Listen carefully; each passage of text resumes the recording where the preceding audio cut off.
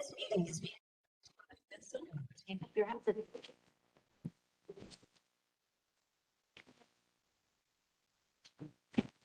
I'm hearing. Well, here, bro. I'm called off.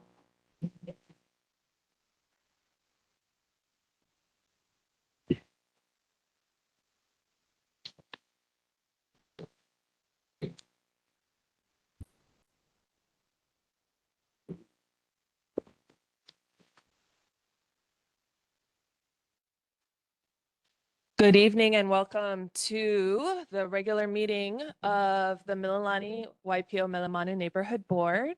Tonight is Wednesday, March 25th. It is 7 p.m. and I would like to welcome you all as we call this meeting into order. First, by inviting you to stand up if you're able so that we can recite the Pledge of Allegiance. Thank you. I pledge allegiance to the flag of the United States of America and to the republic for which it stands, one nation, under God, indivisible, with liberty and justice for all.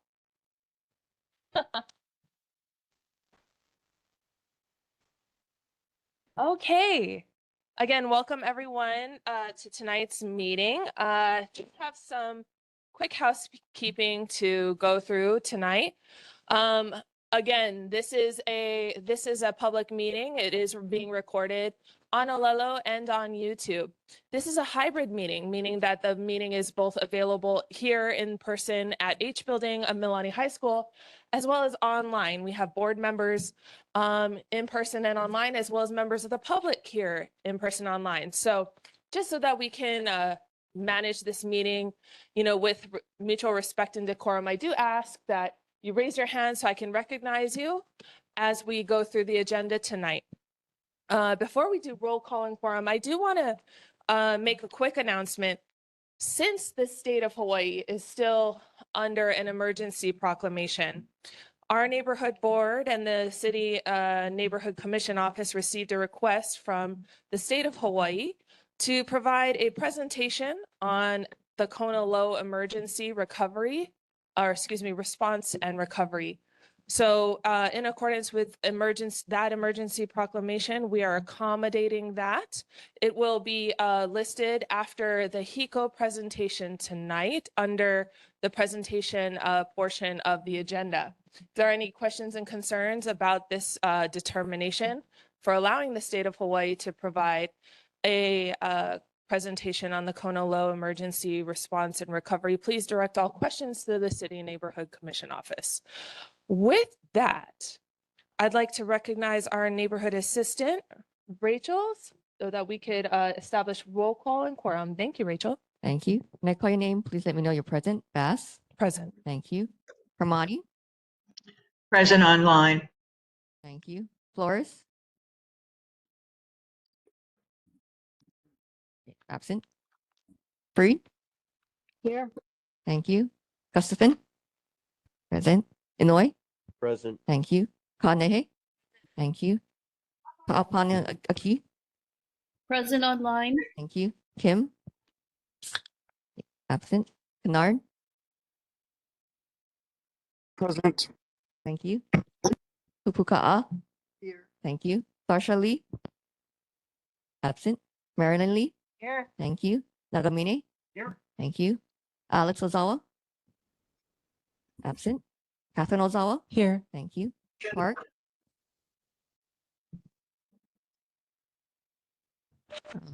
I saw him online. Oh, I see him. Okay, thank you. Rana? Present. Thank you. Segura? I see Present. Segura. Okay, gotcha. Thank you. Ross? Thank you. Smart? Present. Thank you.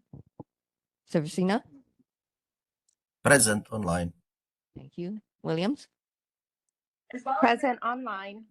Okay, so we have 19 members present. We meet the quorum. Thank you, Rachel. I do not see Honolulu Fire Department here tonight just yet under our monthly report section. So if they do arrive, we'll get back to them. And next up, we will recognize Honolulu Police Department. Welcome. Hello, Lieutenant Romel Baisa from the Honolulu Police Department.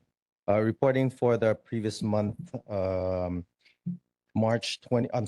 23rd until March 23rd for the area of Waipi'o, Milamano. We had 0 assault cases, 2 burglary cases, 0 robbery cases, 11 car break-ins. It's kind of high from the previous month. 761 calls for service. That kind of went down. Just a couple announcements. We are having District 2 Coffee with a Cop. That'll be on Friday, April 17th at the Mililani Town Center Starbucks. It's from 10 to noon. That one is no agenda, no presentations, just our officers are going to be there. Starbucks is hosting, providing the coffee, and then we just basically talk stories. And then another thing that I wanted to give you guys information on is honolulupd.org. honolulupd.org. That's our website. If you guys are interested, you can look around through there. There's a lot of information that you can learn from for the department as well as for the community, such as the HPD policies and procedures. We post the arrest logs on there, any safety tips. There's even links to other resources such as the traffic cameras, Go Akamai, and our current police calls for service. So if you look on there, you'll see if you see a bunch of officers in your neighborhood, you want to look through there, you can see basically what they got sent to. Not necessarily the details of what's there, but just basic information for you. And that's all I got. Thank you so much. Members of the board, members of the public, are there any questions for HPD tonight? Please raise your hand. Josie, go ahead. Good evening. I have a question. Was there a section of the UMVs where it was like a whole bunch of cars in a row? Not that I know of. I think it's just all Sporadic. different random, yeah. places. Okay, and then the female that was arrested earlier this month, she's only connected to one or several? That I can't tell you. Sorry. Okay, thank you. Thanks. Additional questions? Member Ross, followed by Member Lee and Member Kupuka'a. Go ahead, Member Ross. I had a resident ask for more police efforts on Mahina Ho Street, Mike Alpha, Hotel India, November Alpha, Hotel Oscar, Uniform Street. They were claiming that there's a lot of people who are speeding through, going from the district park all the way through, and then he's worried about like the elementary school that's over there and things like that. Sure. Just wondering if there's anything you guys can see or do over there. Sure. Really And let helpful. the officers both nighttime and daytime. Thank you. Member Lee, go ahead. Madam Chair, I have received a complaint from the middle school about the parking on Lahiva Drive and on the other side too. And I have a picture even to share with you, and you can have it, of people parking both in the crosswalk and in a no parking sign. And it really has persisted for a long time. And I know we've complained about it before, but hopefully you can check it more often and help them with that parking, especially on the crosswalk. Yeah, that's Definitely. really a problem. Okay, thank you so much. Right. Thank you. That we've had that trouble in the past. We worked with the school, and the school sent out messages to the parents, and it got better. So I guess it's Okay, getting worse. yeah, I guess it's starting again. Sure. Yes. People forget. They have a short memory. Right. Yeah. Okay, thank you so much. You're welcome. Member Kupuka'a, go ahead. I have a question regarding vehicles running the red light. Are there any possibilities of having a camera installed at Mehi'ula Parkway and Kuahilani? I've had 2 incidents of the light is green to turn left on my street, and I've had kind of close calls that blindsided me that people are coming across. Okay, yeah, thank you for sharing that. I'll have the officers take a look at it, but as far as installing the red light cameras, that's actually a Department of Transportation question. I know they're starting some that in the town area, and how far they're going to reach our side, I'm not sure. Yeah, they have to do a lot of studies and and things to determine whether that's even feasible in certain areas. So that's probably one of them. Thank you. Are there any other questions for HPD tonight, members of the audience? Okay. Any members of the public online who would like to address HPD? Okay. Seeing and hearing none. Thank you so much. Thank you. Okay. Next up, United States Army Combat Aviation Brigade 25th ID. Welcome.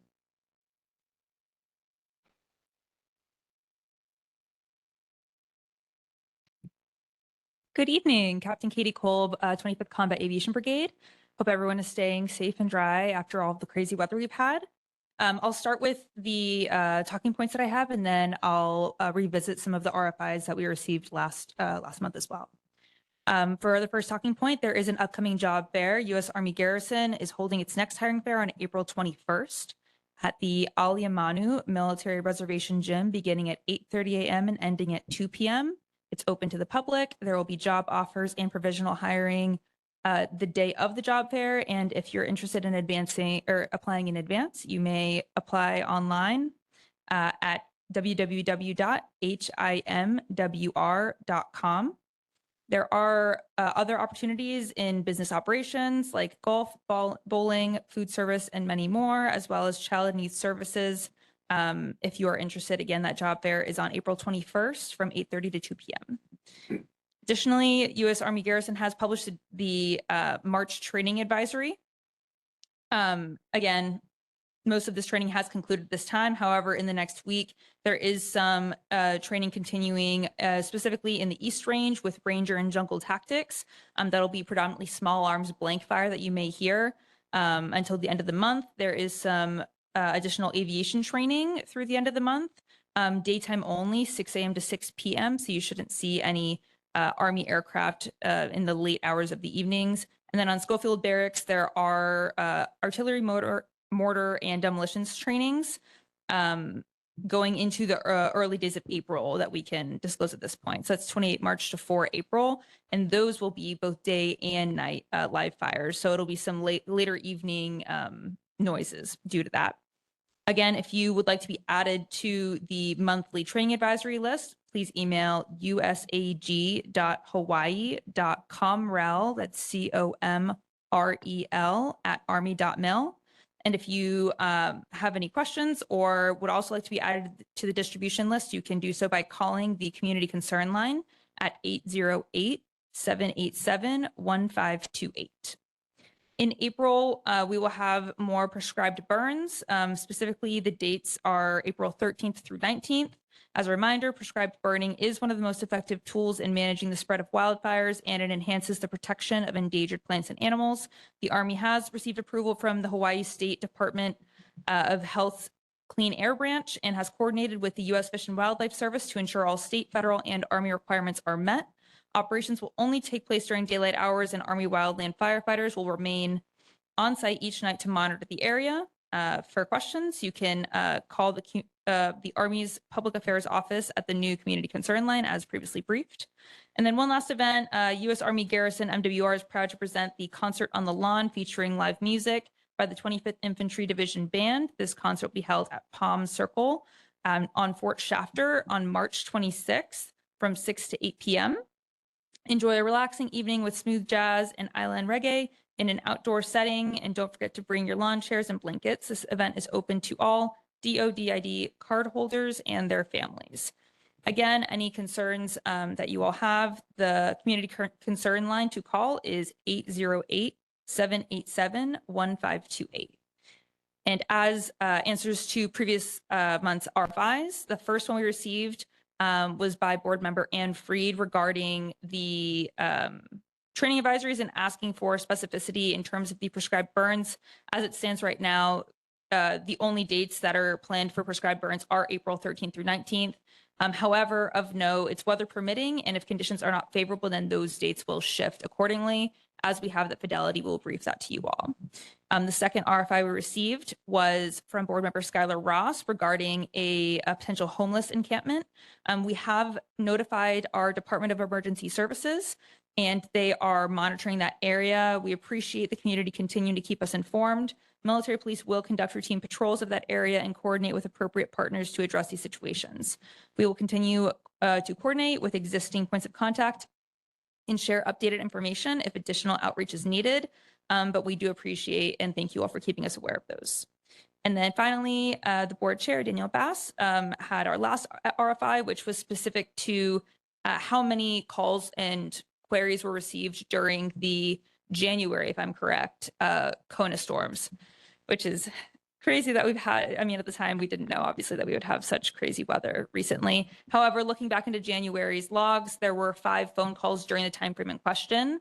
To my knowledge, this was the training that was so noisy was outside of the regular templated training advisory time, is what Garrison told me. So it wasn't included on that training advisory. However, again, we continue your feedback and really encourage you to call that community concern line.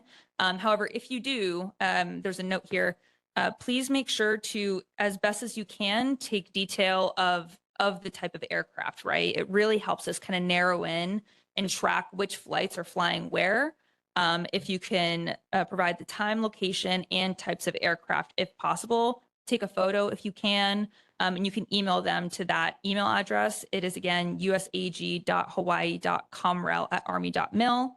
Additionally, if you would like to see what active flights are on the area, you can visit www.flightradar24.com to actively see what aircraft are in the area at the time of the noise. So that'll really help us kind of narrow in on those and refine, some of the noise concerns. Thank you so much. Members of the board, members of the public, are there any questions for the U.S. Army? Josie. Good evening. I asked a few months back regarding out-of-state license plates and the military driving around with them, and I'm aware of the 30-day and all that, but a lot of them I'm seeing are expired. And, being a good neighbor, you're supposed to register your plates and get permits to be able to drive in this state. Mm-hmm. So by the next, since I haven't got an answer yet, by the next one, can you report how many are receiving citations on base for driving with out-of-state plates that are not registered? Absolutely. Thank you. Thank you. Further questions from members of the board or the public? Please raise your hand. Okay. Seeing and hearing none. Thank you so much. Thank you all. Okay. Before we bring up the Board of Water Supply, I just wanted to briefly recognize our Board of Water Supply Public Affairs Officer, Miss Kathleen Pahinui. Members and members of the public, as you may or may not be aware, Ms. Pahinui is also the chair of the North Shore Neighborhood Board. She is also a Wailua resident, as well as the Board of Water Supply Public Affairs Officer, who not only had to face extreme catastrophic flooding in her home and her entire community, but is also working tirelessly, and I can vouch for that. She was texting me at 12:30 a.m. this morning, in support of the community, standing up a resilience hub and so many other emergency response and recovery just provisions to all of North Shore, not just Waialua. And on top of all of that, members of the board, members of the public, she is also in her city time working tirelessly to restore clean water for the entire North Shore community. So Kathleen, I really just wanted to recognize you and mahalo for your service to the North Shore community, the Wailua community, and to the people of the city and county of Honolulu. Thank you so much. Welcome.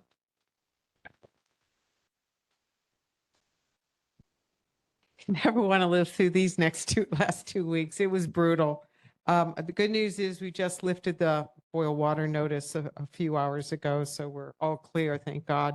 Now we just have to squash all the rumors that go around. But thank you, board. I appreciate you.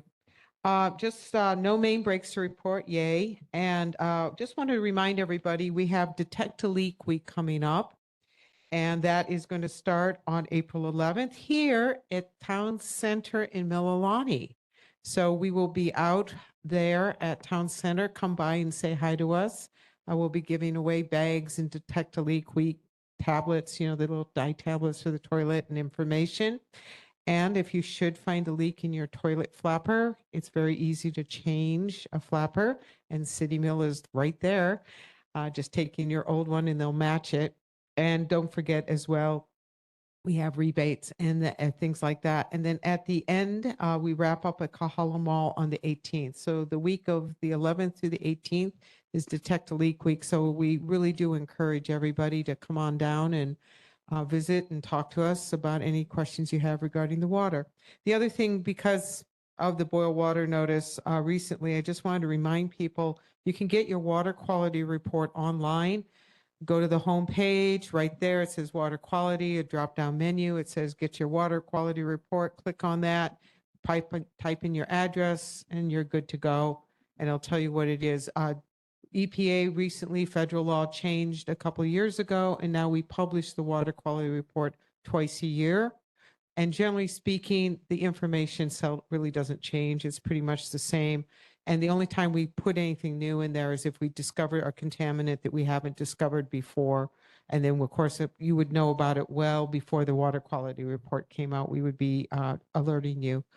So just wanted to remind people it's always available. And if you need assistance, just call us and we can always send you a hard copy as well. So thank you. Any questions? Members of the board, members of the public, are there any questions for the Honolulu Board of Water Supply tonight? Please raise your hand. No. Seeing and hearing none. Okay. Thank you. I'm Thank going you. home. Get some sleep.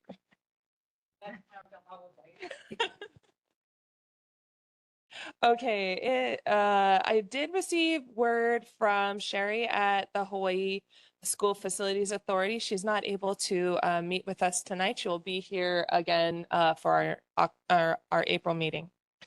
Still acknowledging there's no Honolulu Fire Department, we're going to move on to community concerns. At this time, are there any community members who would like to come forward to express any comment or concern within decorum? Please limit your comments to 3 minutes per issue on items not on the agenda. Please raise your hand. All right. Okay, we're going to move right along to the approval of meeting minutes. I'm going to recognize our board secretary, Sabrina Gustafson, for the minutes. Go ahead, Sabrina. Minutes from the February 25th meeting were sent out with this agenda. I've received no comments or corrections. If there's nothing here, I would like to move to approve them.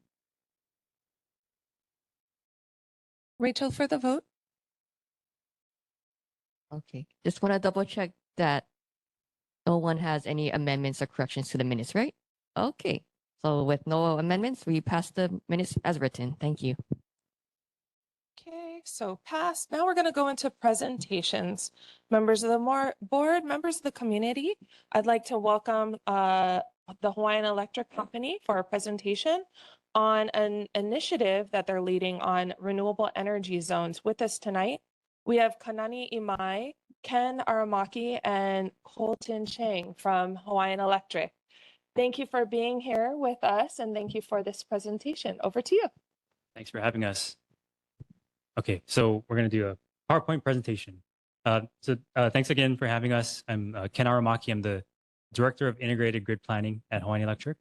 What that is we plan for the next 15, 20 years of energy on the system. I think we're getting set up.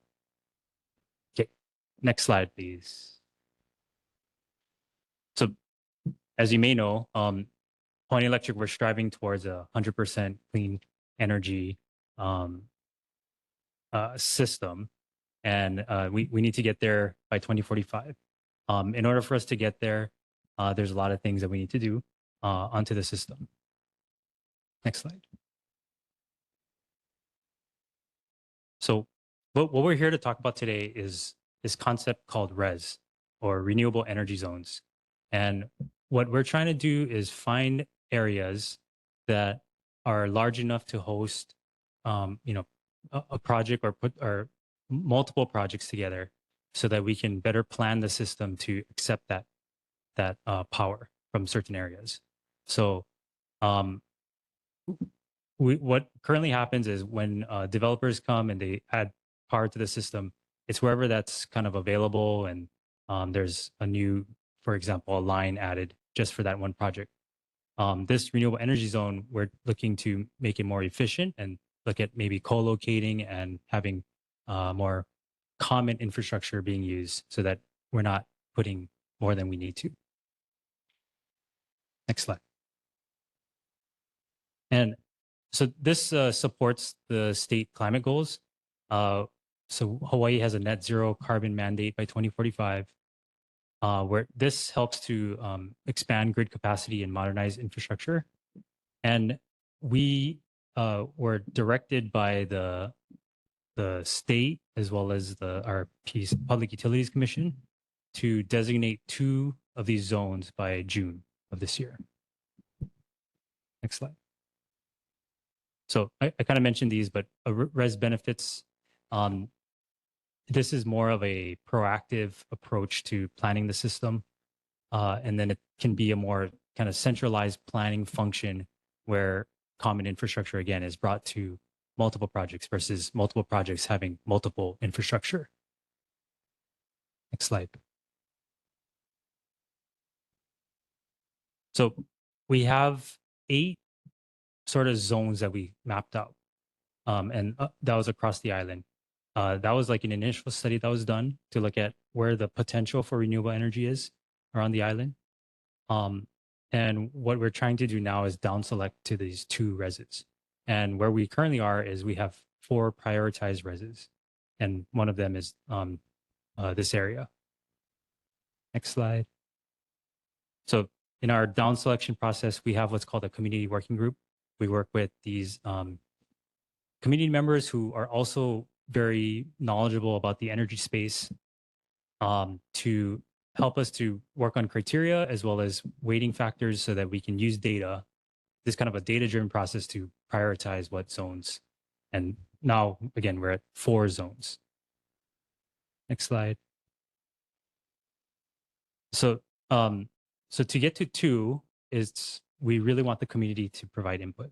So there's a lot of factors that go into selecting what zones we're gonna try to go for. And again, this is to kind of get a general area of where to target. And then within that area, we're gonna look to see where actual projects can go. So we're not already at the stage where certain projects are gonna go in certain locations. But we have a general idea of where the potential is for those areas. So we're looking at generation potential, or how many megawatts or how much power can be added in certain areas based on land size. Also schedule and cost. We want to be efficient in how we add this infrastructure. Also looking at what the maintenance cost is. So, is the transmission going to run through mountainous terrain? Is it going to be hard to access? Those kinds of things are going to go into this consideration. Also, we looked at known developer interests. So where developers are interested in adding resources. Also where state can provide land resources for development. And then also another one is equity, where certain parts of the island host most of the resources that provide the power to the system. So looking at areas that don't have as much capacity that was added. And also the finally limited climate risk exposure, looking at places where they're not as prone to flooding, tsunami,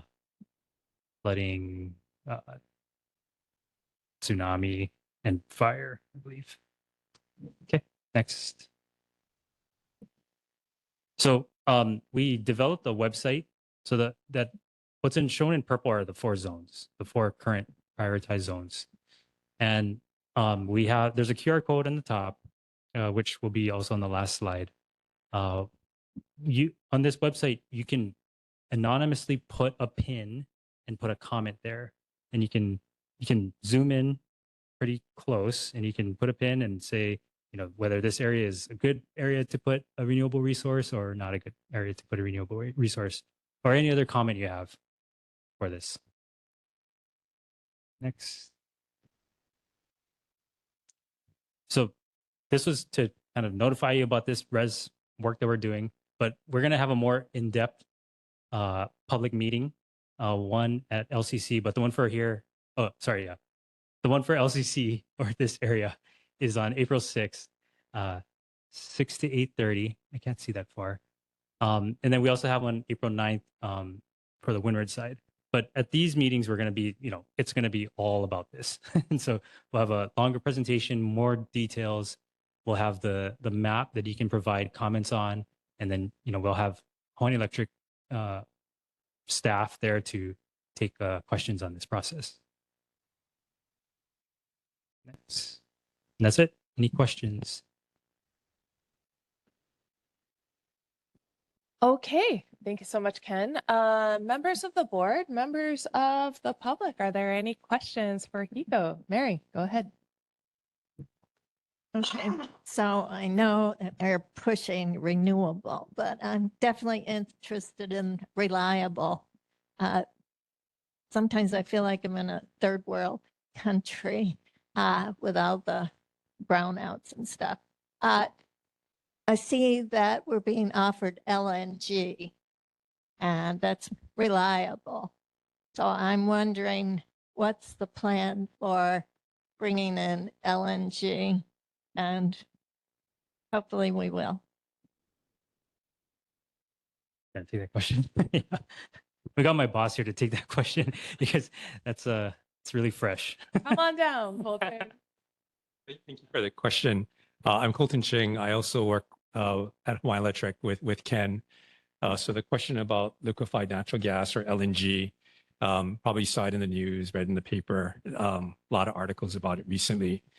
So liquefied natural gas is natural gas in a liquid form. It's cool.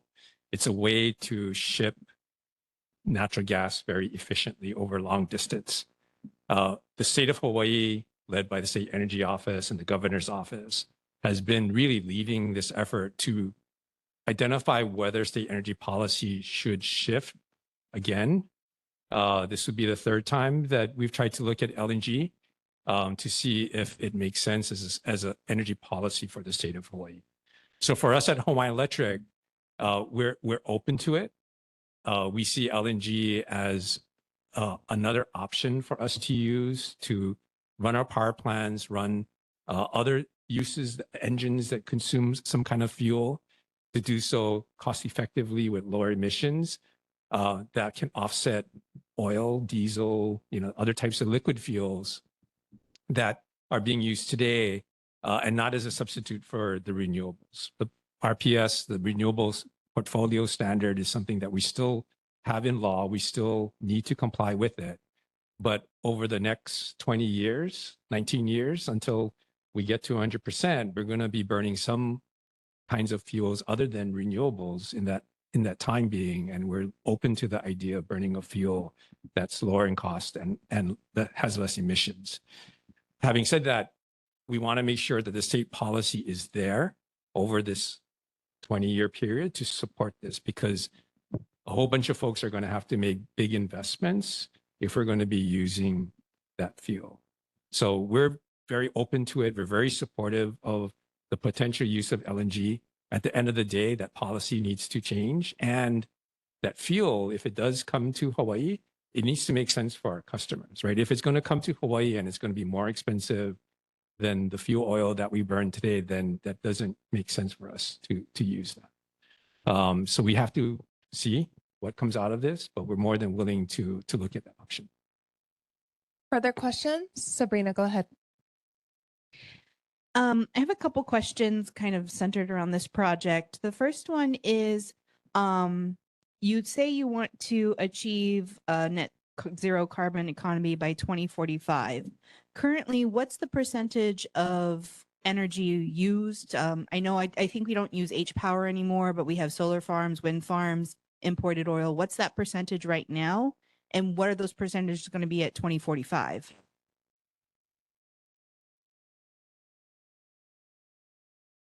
Yeah, so let me take a swing at that. So today, or as of the end of last year, for Hawaiian Electric in all the 3 counties that we serve, the renewable energy levels that we have that portion of the electricity that we produce and consumed in the state that's comes from a renewable resource is 37%. But that may not be fully answering your question. Are you really looking at the broader state picture, right? Because this is just electricity. So if you take a step back and you look at this entire state's economy and all the different types of fuels that are brought into Hawaii, consumed at a power plant, at an industrial building, in all of our cars, aircraft, all of it, we consume for electricity production, the state of Hawaii, electricity production has fallen from over about 35% of the total petroleum that's brought into the state of Hawaii. Today, we're less than 25%. So we made great strides in reducing our share of the petroleum that's brought into the state. But the decarbonization law that was first passed, I think, in 2018, requires this entire state economy, right? All of us, all the places that we work at, everything we do in our home, everything that we do for fun, all of that on a net basis, we're going to need to absorb more carbon emissions than we produce. That's what the law says. It's not just for electricity. It's not just for cars. It's for the entire economy. And to do that, you're going to have to, as a state, we're all going to have to reduce the amount of petroleum that we consume, right? Because at the end of the day, that's not the only, but it's one of the major sources of carbon emissions in any kind of industrialized economy, including Hawaii's. So we want to make sure that at Hawaiian Electric, we make the electricity renewable, but that we're also ready for all of these other parts of the state's economy who may be using like a diesel engine to deliver produce from a warehouse to a market, that if they comply with this decarbonization law, they may switch to an electric delivery vehicle, like how Amazon is starting to do. Well, that we need to make sure that we have that electricity there, and the electricity that we produce and deliver to them is free from carbon emissions as well, right? And that's where we need to get to a future state by 2045 that the law requires for our generation to be coming from a renewable resource and our generation to be net neutral from a carbon emission standpoint. So really lofty and ambitious goals, very, very ambitious state policies, but we're doing everything that we can. We've got really smart engineers here working in the company to help figure that out, but we're trying to get to that goal. We need to meet that goal. So does HECO have a goal right now, reducing it from 25% to what percent by 2045? Yeah, the state RPS law requires not just 100% renewable energy by 2045, but milestones along the way. So we had a requirement to be at 20% RPS in 2020, which we beat. We have a requirement to be at 40%. I'm losing the math. 40% by the end of this decade, by 2030. We're at 37% with the projects that are either just recently got into service or going into service later this year.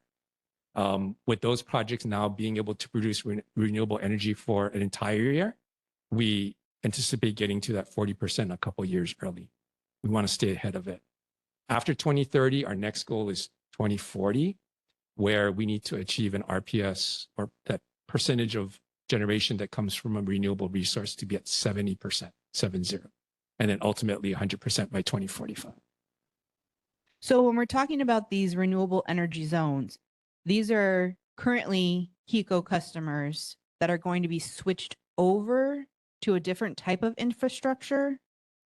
No, so two main objectives of pursuing the development of renewable energy zones is to identify and pre-plan places where future renewable energy resources can best be sited. So that's one piece, right? You know, if you want to develop a bunch of solar farms or solar plants, you need certain conditions, right? You need high solar irradiance. You don't want a lot of clouds. You need the ground to be relatively level. It needs to be zoned appropriately. So that's part of it.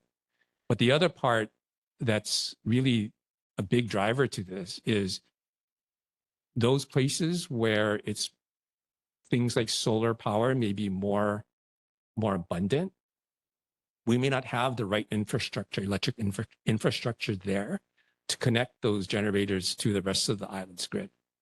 So like, for example, here on Oahu, our transmission system, which is our think of it as the freeways, right? The highest voltage, highest power flowing parts of our grid, it ends at Waihawa. It doesn't go any more north than that. We have secondary roads, right? Lower voltage lines that go to the North Shore. So if we want to do solar farms in central Oahu and around the area, we don't have the transmission infrastructure to make use of all of those renewables. And it doesn't make sense to develop these solar farms if you can't connect it to customers and use it. So that's the second part, right? To have the infrastructure there. And like as Ken mentioned, the engineers in us know that you don't want to just do that infrastructure one-off for every single project, right? And at the end of 10 years, we realize, okay, this is not the right way to have done it, right? You want to kind of pre-plan it, account for what not just is right in front of you, but what you'd like to do 5 years from now, 10 years, 20 years from now, and more efficiently design the infrastructure to accommodate 10, 20 years worth of work versus just every single individual one. So that's the second piece, the infrastructure. So it's not for serving customers directly, it's for connecting these generators, getting it back to the grid. Having said that, part of what we've already heard from our community working group that Ken mentioned is that they've asked us questions like, is there a way as we develop renewable energy zones, if we're going to be building new sources of generation and we're going to be building new electrical lines to connect them, is there a way for that generation in gray skies day, well, actually black sky days like we've had the last couple of weeks, can that be used to keep power within that area, right? So if there's a problem with the grid in somewhere else, can we make use of that energy that's generated in this one part of the island, use the power there for delivering energy to customers there? Those are, some people call it microgrids, right? That's maybe a larger form of it, but it's a way to enhance the reliability and resilience. But we need to be deliberate on that. So that's like one really, I think, important and useful piece of feedback we've heard from the community of what they want to see with the res. Additional I questions? have more questions, but I'll yield to anybody else that wants to and then come back to me. Appreciate that. Additional questions, members. Catherine, followed by Skylar. Go ahead, Catherine. Am I to understand that by 2045, it's like a total elimination of fossil fuel? Yep. There's other sources of renewable, non-carbon emitting fuels, or on a net basis, non-carbon emitting. So such as biofuels. Biofuels can be used past 2045. How much electricity is running the rail right now?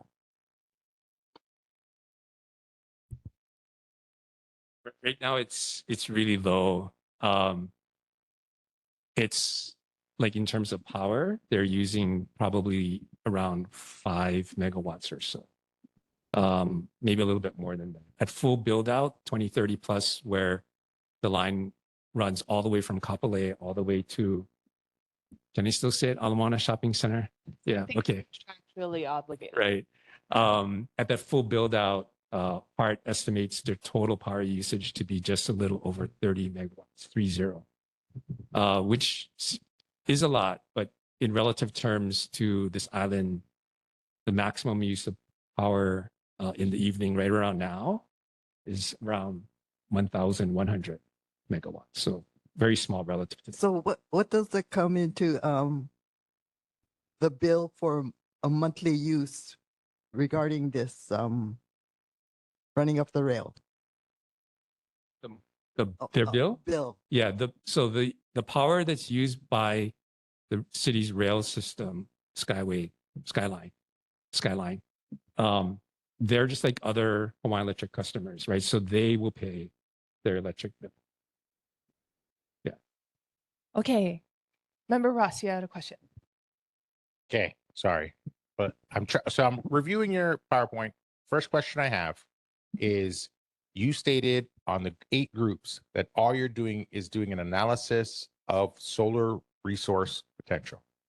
Does that mean that this slide is only looking at solar panels, or are you looking at all the different alternative solutions to generating electricity? So the idea of res is it's more, even though it looks at where the generating resources could be, it's really focused on the infrastructure needed to support that build up. And the infrastructure needed to support these build outs is agnostic to what type of generating resource it is. We've been using solar as a base layer to see where the potential is, because that's primarily the types of resources that we get on the system. Because we carry out an RP process, and that's the type of projects we get. So that's why we're looking at where the solar generally is, but it's really agnostic to whatever type of technology. So are you guys looking at those alternative technologies to either generate or to? So my second, okay, so when it comes to generating electricity, right? You guys can generate as much electricity as you guys want, because you guys have generators and different capacities of doing so during the night, because you guys easily do that. But during the day, you don't have to run all those generators and things like that, because you have solar to back end it. Have you been looking into those alternatives so that way it can cover that 6 p.m. to 8 p.m. when you guys are shooting up to that 1,000 to 2,000 megawatts that you guys are charging customers extra for, right? Because you're saying that's your peak time. That's the time everybody's coming home. That's the time everybody's turning on these lights. That's the time solar is no longer producing. What alternatives are you looking to cover that time frame? And has that been built into your 4 groups that you're selecting? Or only solar? Yeah, no, so actually all the recent solar plants that have been built come with batteries. And these batteries basically store the energy that's charged, or whatever the sun comes, whatever comes from the sun, it charges the battery. And those batteries are sized to be 4 hours. So during the peak, they can serve up to their capacity 4 hours. So as we look at these portfolios, we're starting to build more and more of those peak type resources that can, take solar or take whatever other resources producing, store it, and then put it out into those evening peaks. So when you're saying that these 4 groups will have storage units built into them, so wait to cover you throughout the night, or are you guys only planning to cover those 4 hours? Because so if somebody has a house, they put one battery on them, right? And the solar company will tell them, okay, this will probably last you maybe 4 to 6 hours. Well, sadly here, in 4 to 6 hours, the sun isn't shining again. You need something that's going to cover you to 8, maybe even 10. During these bad weathers and things like that, maybe you want to go all the way up to 12. Are you guys looking at, and then what type of batteries are you guys looking at? Are we only sticking with lithium ion, or are we looking at kinetic batteries? Are we like how they have in Vegas and California? Are we looking at water or gravity type batteries that they have in other types of areas? Like what? Because the hard thing I'm looking at this is the 4 area users selected. If all 4 of them, for your projections, are positive and all work, it's 1,206 megawatts you guys are generating. But there's one group on here, group 8, that potentially can group 1,160. So, but you don't have the infrastructure to connect to that 1,160 because you don't have high rail lines going to North Shore. You guys only have high rail lines stopping at Wahiwa. So, I get infrastructure is very important and things like that. But if you're telling me that you could potentially already hit those goals without going to 4 different groups with 4 different communities and 4 different things across the entire island, you guys could knock it out with 1 if you guys had the infrastructure and if you guys had already built those high res lines, those alternatives to batteries and all the rest of that stuff. What is your ultimate goal, right? Because right now North Shore doesn't have power if the high res line goes down, or not even any of those roller lines go down, because you guys don't have that alternative for high res. Okay, so sorry. No, it's a good question. So basically, you're saying that based on the map, looks like there's this one zone kind of on the north side has a lot of potential. So even though we're prioritizing and we're looking at this 2 reses this year, that doesn't mean that we're not going to be needing all the other reses as well.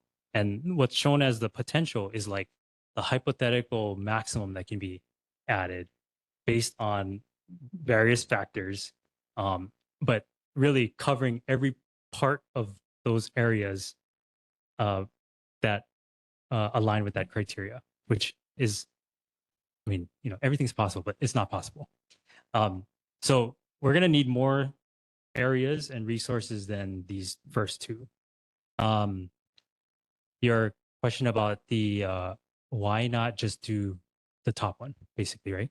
So one of the factors that we looked at for this 2 res zone sort of sprint, like this is like our near-term res, or things that we want to accomplish faster than others.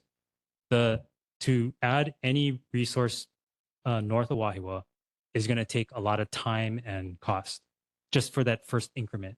So that's probably one of the primary reasons why it didn't rise to the top in our kind of prioritization criteria. And so that's why the current 4 that we're looking at is these. Okay. I see we have some questions online, so I'm going to recognize Karumi, who has her hand up. Go ahead, Karumi, followed by Emil. Go ahead, Karumi.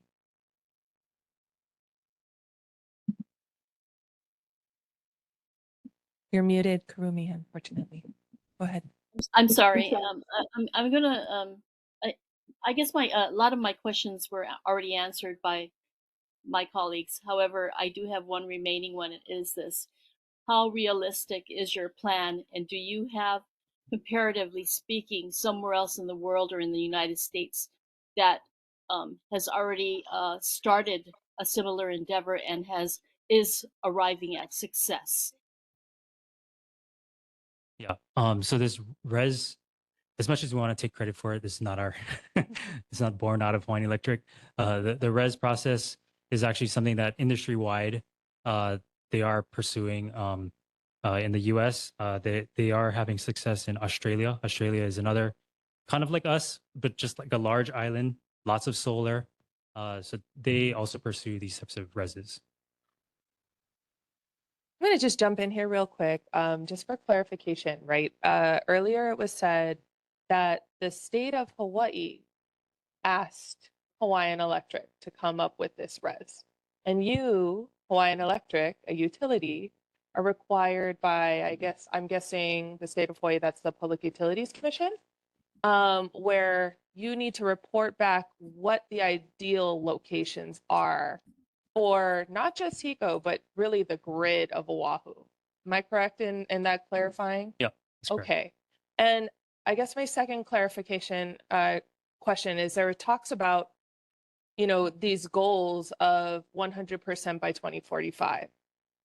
These are not your goals necessarily. These are mandates that the state of Hawaii passed into law years ago and have mandated you, a utility, to comply with. Am I correct in that? That is also correct. All right. I just wanted to make those clarifying statements since there seems to be some misunderstanding as to whether this is HECO's initiative or if this is a state mandate put on HECO where HECO is complying. So I just wanted to remind members of the board and the public that these are obligations the utility is trying to fulfill for the state. I'd like to recognize Emil. Go ahead. Thank you.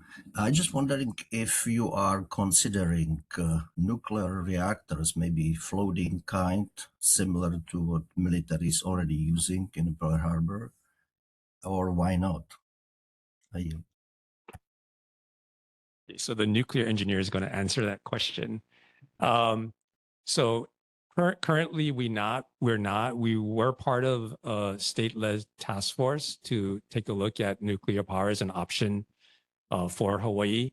Right now, there's a state law that prohibits the use of nuclear energy for the production of electricity. And it requires, I think, a supermajority within the legislature to change that. But, as I mentioned, in last year's legislative session, there was a resolution that created a working group led by the State Energy Office to take a look at that option. We were part of it. And I think that draft report, not final, but draft is, I think, published on the State Energy Office's website. Okay, further questions? We're gonna go with just one question from Mary. You did ask a question before. We're gonna go back to Sabrina after Mary. I'm not seeing any additional questions. Oh, okay. Oh wow, we have lots of questions for you all. Okay, so Mary, then Sabrina, and then Karumi online. Go ahead, Mary. Okay, I kind of heard that you're just talking solar farms and we aren't talking about wind turbines anymore. And so one of my questions is, what is the life cycle of all these solars and wind turbine devices? And I understand that the blades of the wind turbines are hazardous and we can't easily get rid of it. So I'm just wondering what kind of burden it's going to be when we have to replace all these solar items. Yeah, it's a good question. So I'll give a couple of answers. Hopefully that fully answers it. First of all, just to be clear, although we have the vast majority of these new renewable energy projects are actually not owned by Hawaiian Electric. We enter into long-term contracts with companies called independent power producers that own and operate the facilities, and we purchase. It's more complicated than that, but we purchase the energy from them, and then we compensate them for either the energy they deliver or the use of their facility, them operating it. We require all of these new renewable plants that are being built. These are long contracts, 20, 25, sometimes 30 years long. But even though they're very long contracts, we require them in order to fulfill their contracts, to reserve funds and to completely remove their facility at the end of the contract if there's no new one. So yes, there's costs associated with decommissioning a plant, removing those facilities. They're actually required to fund that and complete that as a term of their contract.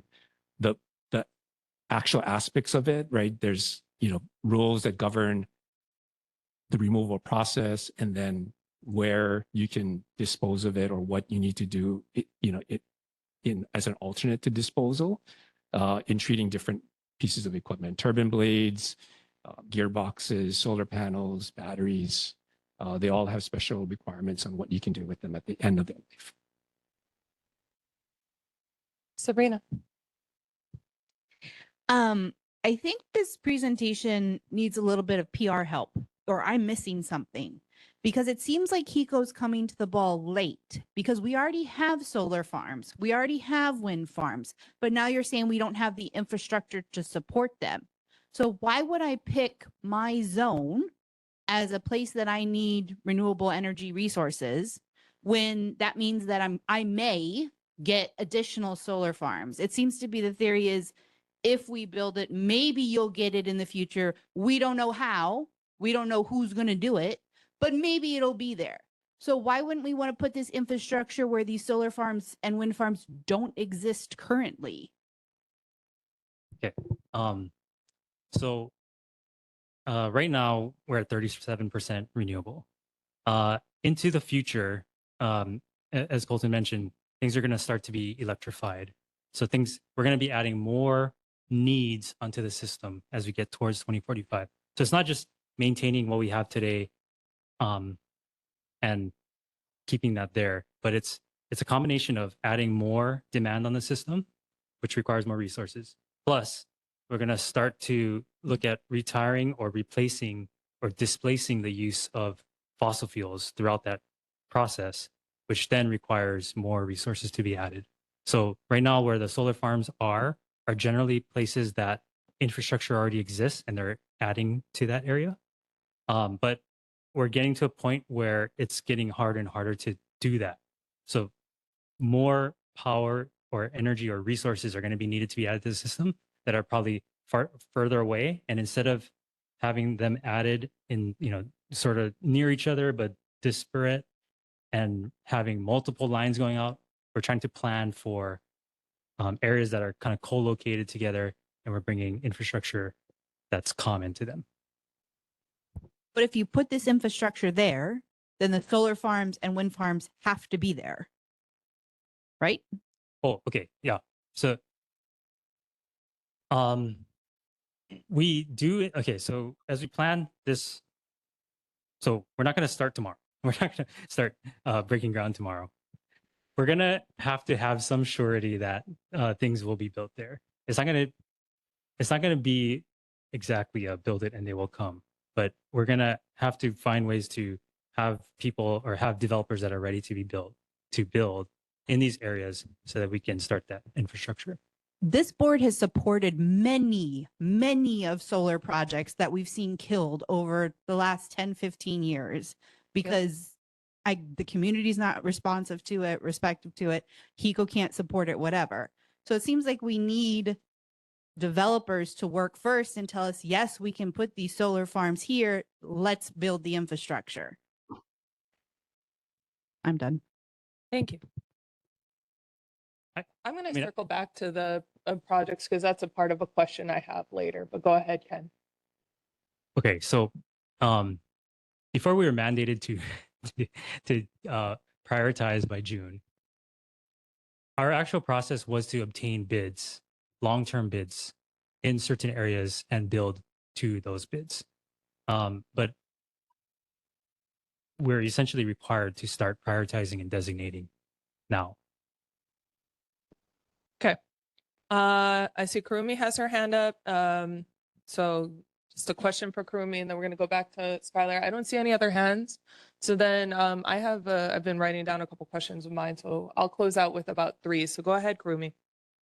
So this is an extension question to the one that I had earlier, and then you mentioned that comparatively speaking, excuse me, that you use Australia as a model, but obviously Australia is a huge, huge piece of land. This is a small island, and I so envision your plan totally wrecking this island, the natural beauty of it, and not only that, I feel really badly for the general public who probably has to suffer the consequences of maybe your shortage, and then we have these rolling blackouts. Is there a question, Kurumi? Yeah, Go I'm ahead. headed that way. And so my question is, would it be true then that in situations where you build this infrastructure, but then you're not really to full capacity, that then we do experience rolling blackouts, which we already do? Which are really damaging to the general public right now. Do you envision more of that when you get to near 100%?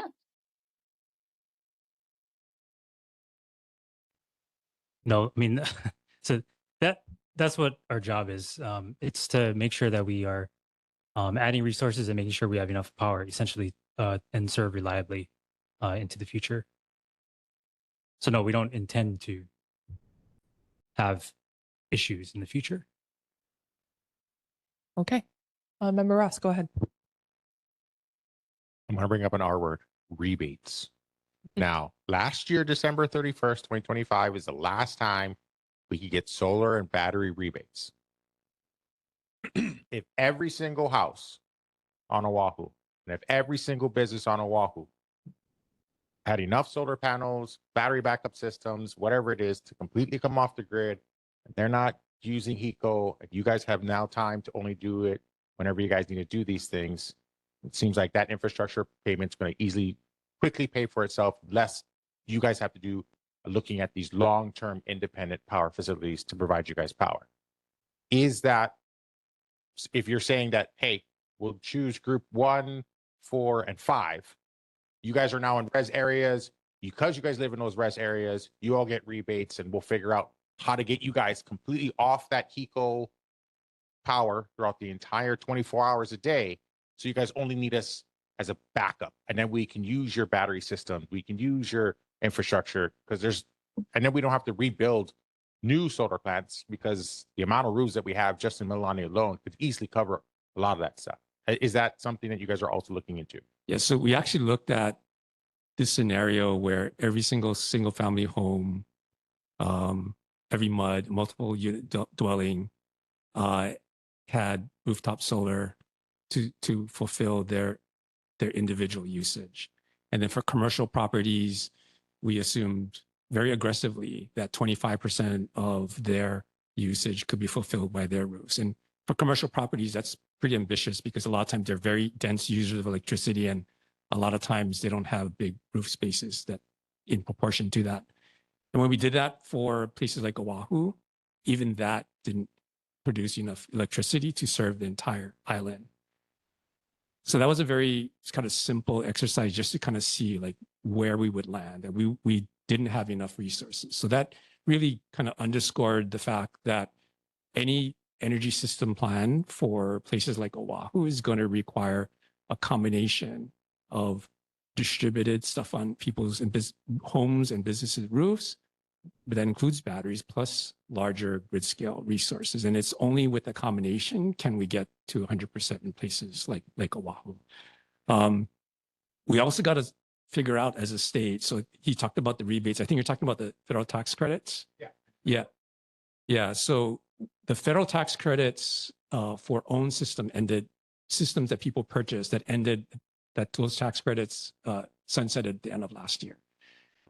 If folks want to have a lease system, I think those tax credits are still in place and they sunset at the end of this year. We hope those policies change because they've been very, very helpful in getting our customers to get incentive to put in a system. And Hawaii's probably well ahead. We actually are well ahead of every other state in that adoption. But if you look at just to maybe way more information that you wanted to hear, we've been very successful, we meaning Hawaii, but very successful in getting very, very high levels of rooftop solar on homes that people own. That penetration is like, we're leading the nation in that. But the amount of solar on rented homes with multiple units under one roof, we've not been successful. So we got to figure out how do we have a model that works for those kinds of businesses or those kinds of residences. And there's a docket right before the Public Utilities Commission right now. We're participating in it to help figure out how do you solve for that? Because we were really good for one type of home, right? Single family home ownership, and our levels are very, very low for other types. So that's what we need to do ultimately, like together as a community, figure out how to make it. Thank you. Okay, I got 3 questions. It was stated about, and perhaps I'm not up to date, H-Power's generation, the waste to energy, is that no longer going into the grid or supplying? It is. Could you elaborate on that? I mean, how much is it producing? Because I'm thinking we have massive debris collection going on, right? And so that, that debris is presumably, hopefully a lot of it, so it would be diverted to H-Power so it doesn't go into landfills. So how much is it producing right now? Yeah, so we do have a long-term contract to purchase the power produced from H-Power. The city designed so that, it was built when I started Hawaiian Electric in the late 80s, early 90s. They've expanded it in the early 2000s, and it's now an expanded state designed not for today's production of refuse, but for like a future. So it doesn't always operate at its full output because they really kind of thought ahead and sized it for that future state. So typically we'll get 40 to 50 megawatts of electricity production. It varies. They produce at a rate that they can actually feed the facility, the refuse to burn. So on the weekdays where they have more folks running, more trucks running, they can produce more. On the weekends, they actually produce less.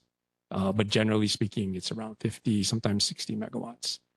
So given all the inundation going on from the 2 Kona loads, with the debris collecting, I'm assuming there's going to be more megawatt production coming out of H-Power to you guys. Not necessarily because, and I don't want to speak for the city, but there's a number of different types of refuse streams, and not everything goes, even today in normal conditions, not everything goes to the H-Power plant. City and county would like to speak. Welcome. It is Hiko's presentation. Yeah, Roger Babcock, Department of Environmental Services. So we do run H-Power, and all the refuse collection and a wastewater system as well. But with respect to H-Power, so it runs most of the time. as long as whenever we can keep it going, we do. And as mentioned, it can put out, it can produce up to 70 megawatts, but there is some parasitic power used to run the facility. So we can output 60-ish sometimes, not all the time. Right now, it's only one turbine running. It really depends on situation. Kona low did cause some damage and some outages, but it is functional. Very little, but with respect to the debris, that's actually why I'm here tonight, was to talk about the debris, if there was any questions about what's going on at the park. But most of the debris will not be burned. Perhaps almost none of the debris will be burned. At least half, perhaps more, will be recycled because it is mixed debris. So there's appliances, there's a lot of metal and things that will be sorted out. That's starting this weekend. And then the rest will have to go to landfill. But at an appropriate time, I'm happy to answer questions about the site that we opened at Central Regional Park. Thank you, Roger, and thank you for being here. Members, that's why I'm asking about debris. I've been receiving, as board chair, a lot of emails from our community members and Waipi'o Gentry residents as well, and Waikele about debris. So thankful that Roger is here. I think we're going to go back to the debris questions at possibly mayor's report. Thank you, Roger. But it was just fresh on mind. I guess my second question to Hiko is, I put the res map back online. The presentation tonight was largely focused on group 4. However, I'm looking at group 1 as well as group 2. Group 1 kind of goes into the northern west side of Punia, as well as group 2 is, I'm guessing that's by a transmission line, lower end of Punia. Again, more on the west side of Punia Road. Just for Hiko's awareness, since we did bring up projects, there have been, in the decades I've been on this board, we've had numerous solar power developers come to our board meetings for our support and approval of various solar energy developments in Cunha. The Mililani Neighborhood Board's jurisdiction does kind of go into that northern Cunha area of Agland. So I wanted to just remind you folks of that. I'm not sure, according to this map, it's looking to me parts of group 1 and 2 might fall a little bit in this jurisdiction as well. And of course, we do weigh heavily on Waiava and impacts going on in Waiava. So just wanted to share that with you. We've had a long history strongly supporting those solar energy developments out in Cunha. And, Mahi Solar comes to mind, where they come and give us status updates. And I think that's where, the board has questions, right? We've approved it, we support it, we put, I don't know how many resolutions we passed. So, when we're thinking of Mahi Solar and other development opportunities for solar energy in groups 2 and 1, are there any proposals before you? Does Mahi Solar fall into that? We just want to make sure that we're supporting the folks that are going to use, so that, all of this is working together in alignment.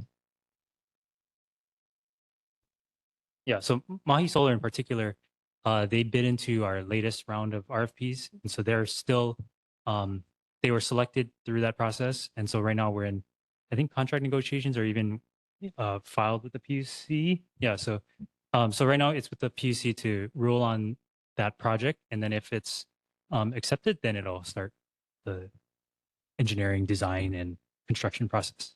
Yeah. Sounds great, because we've been supporting it. Last question. We talked about the 100% to 2045 and 70% by 2040. What's the magic number in gigawatts that Oahu needs for renewable energy zones? I only ask because, we're throwing out a lot of numbers, right? My household, we were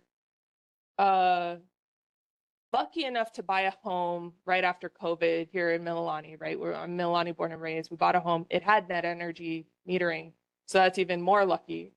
You know, we pulled some strings to try to add to that system by doing NEM plus. We have the battery. We did additional solar. I really gotta say, coming out of the two Kona lows, I'm thankful for net energy metering, and I'm very thankful for the rebates and the tax credits provided by the federal government. Now they're gone, but the state of Hawaii as well as HECO. As a consumer, you know, millennial, it's very hard to afford to live here. I'm grateful that we had that, because having that battery, having that solar actually enabled us to stay online, you know, for the entire duration of all the Kona lows, to the point where I was telling North Shore members of the community, Wahiwa, fellow Mililani-Mauka residents, to come to our house for electricity should they need it, or cook food. So I'm really, really grateful for solar and battery. And I guess, you know, to a point where we're actually producing, just for that little house, which is 2,500 square feet, we're producing and exporting 1 megawatt every 2 months to the grid, that was a large amount of electricity. So we're talking about megawatts and needs and gigawatts, you know, and these res zones. What is the overall need for HECO?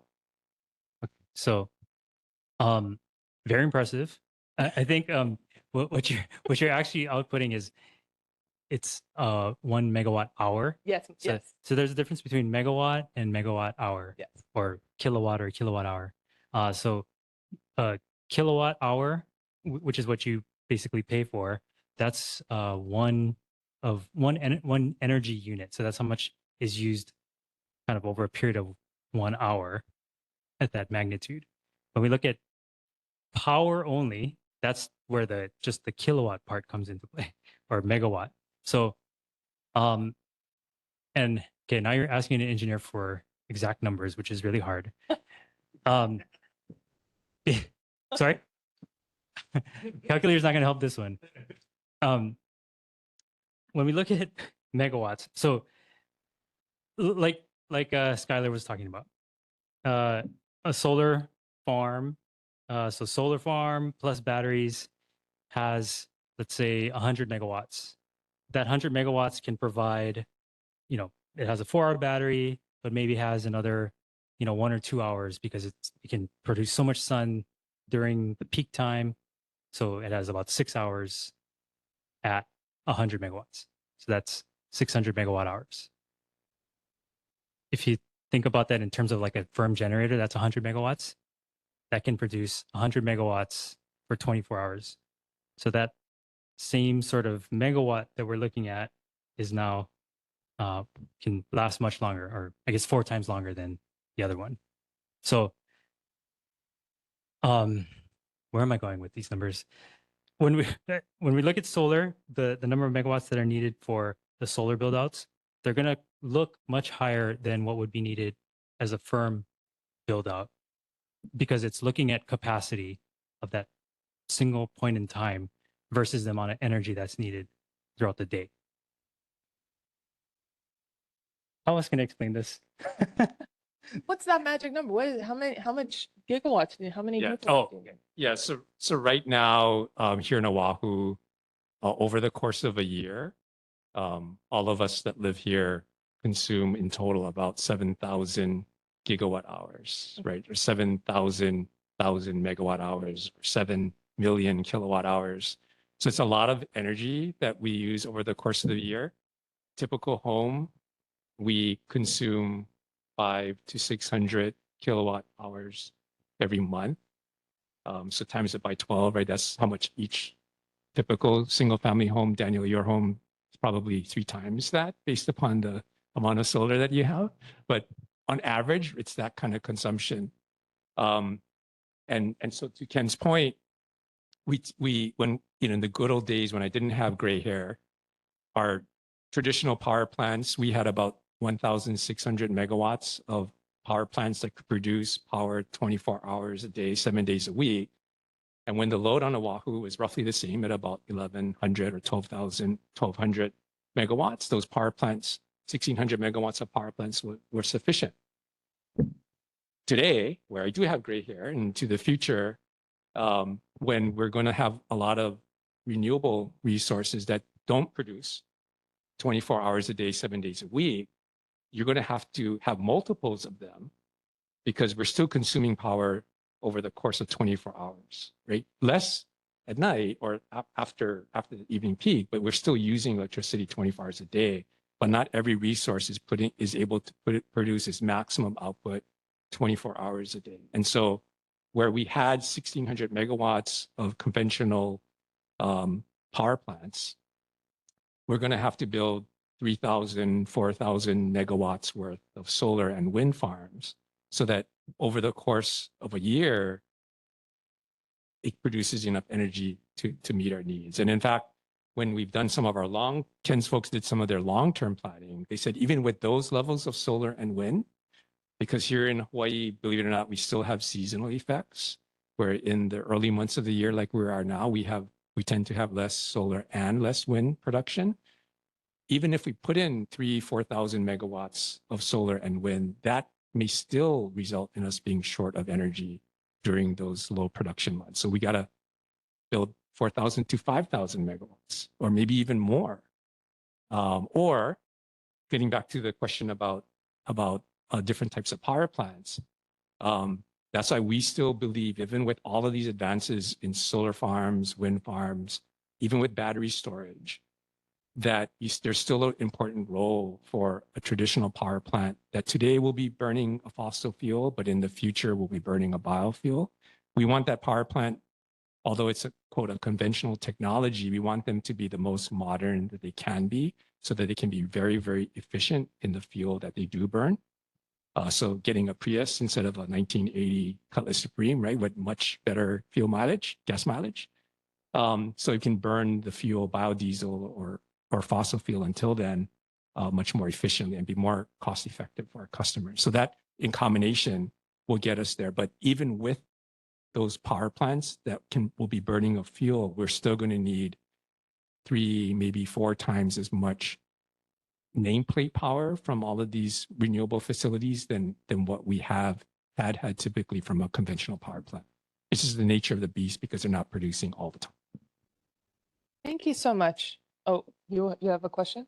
Okay, last question to Trevor. So just to follow up on Danielle's question. So when she asked for like what the magic number is for renewable generation, the reason why you're saying it's a difficult answer is because you have to account for the fact that you basically need to transfer energy that's produced from one part of the day to another part of the day. So you need to figure out how you're going to store that energy.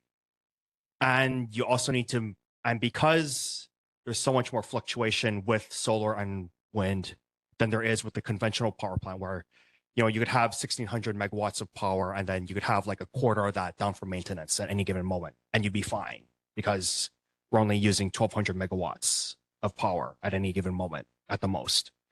So you need to build an additional generating capacity to offset those fluctuations and to basically account for, you know, basically like literally clouds passing over solar farms and things like that. Is that like a correct summation of what you're trying to say? Yeah. Do you want a job at Wailetrik?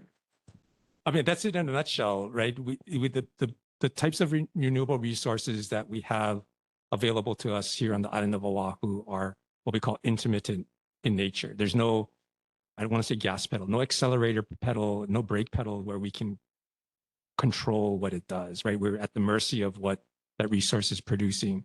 And so advances in energy storage has really advanced our ability to really make use of that.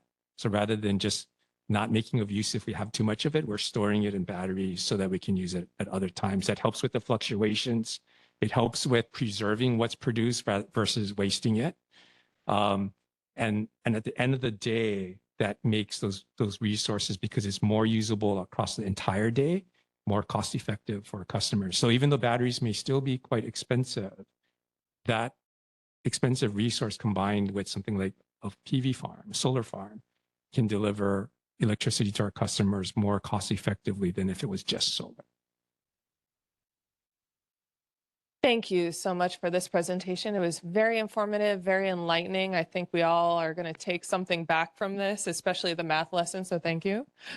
You've been up there for about an hour, so I feel like this is a good time to just mahalo you for the presentation, mahalo for coming out, and let's continue to work together as a community so that we can support you in this mandate, as well as I guess the developers who need to support you to fulfill those renewable energy goals. So thank you so much. Mahalo.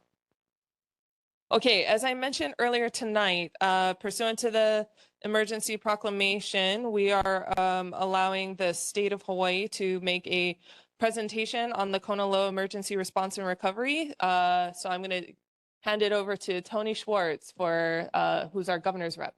Thank you, Tony. All right, thank you for having me.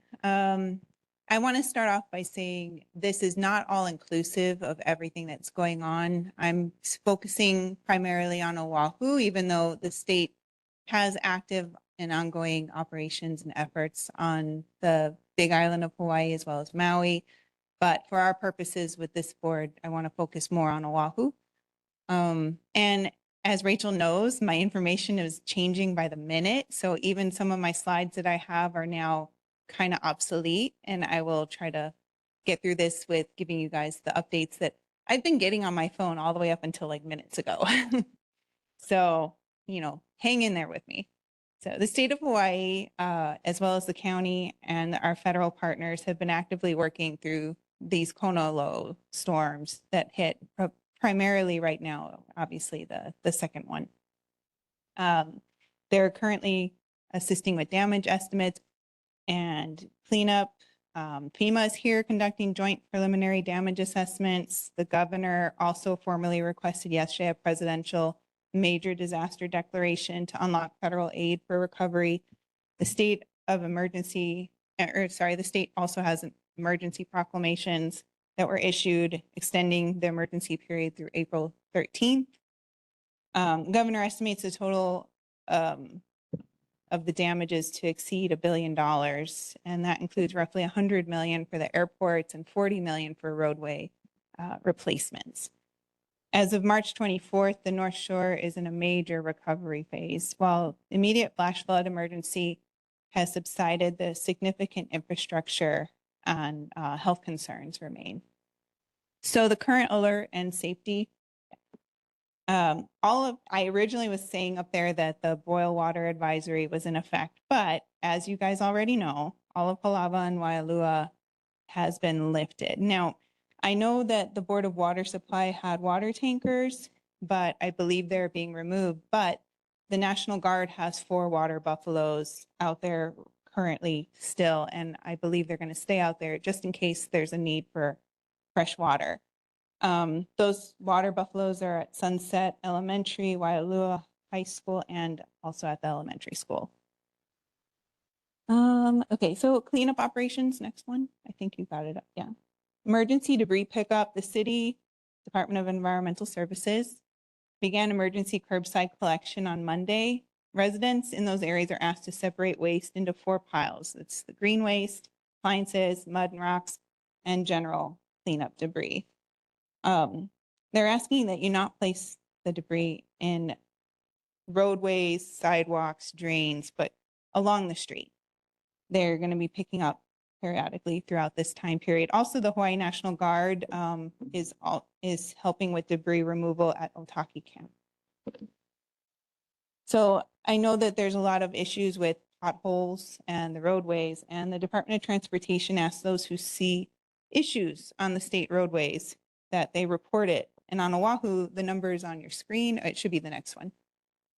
I should keep up with you. I can't see that screen very well. So, Oahu's number 808-831-6714. Email complaint@highwayoahu@hawaii.gov. Recovery efforts, I believe next slide.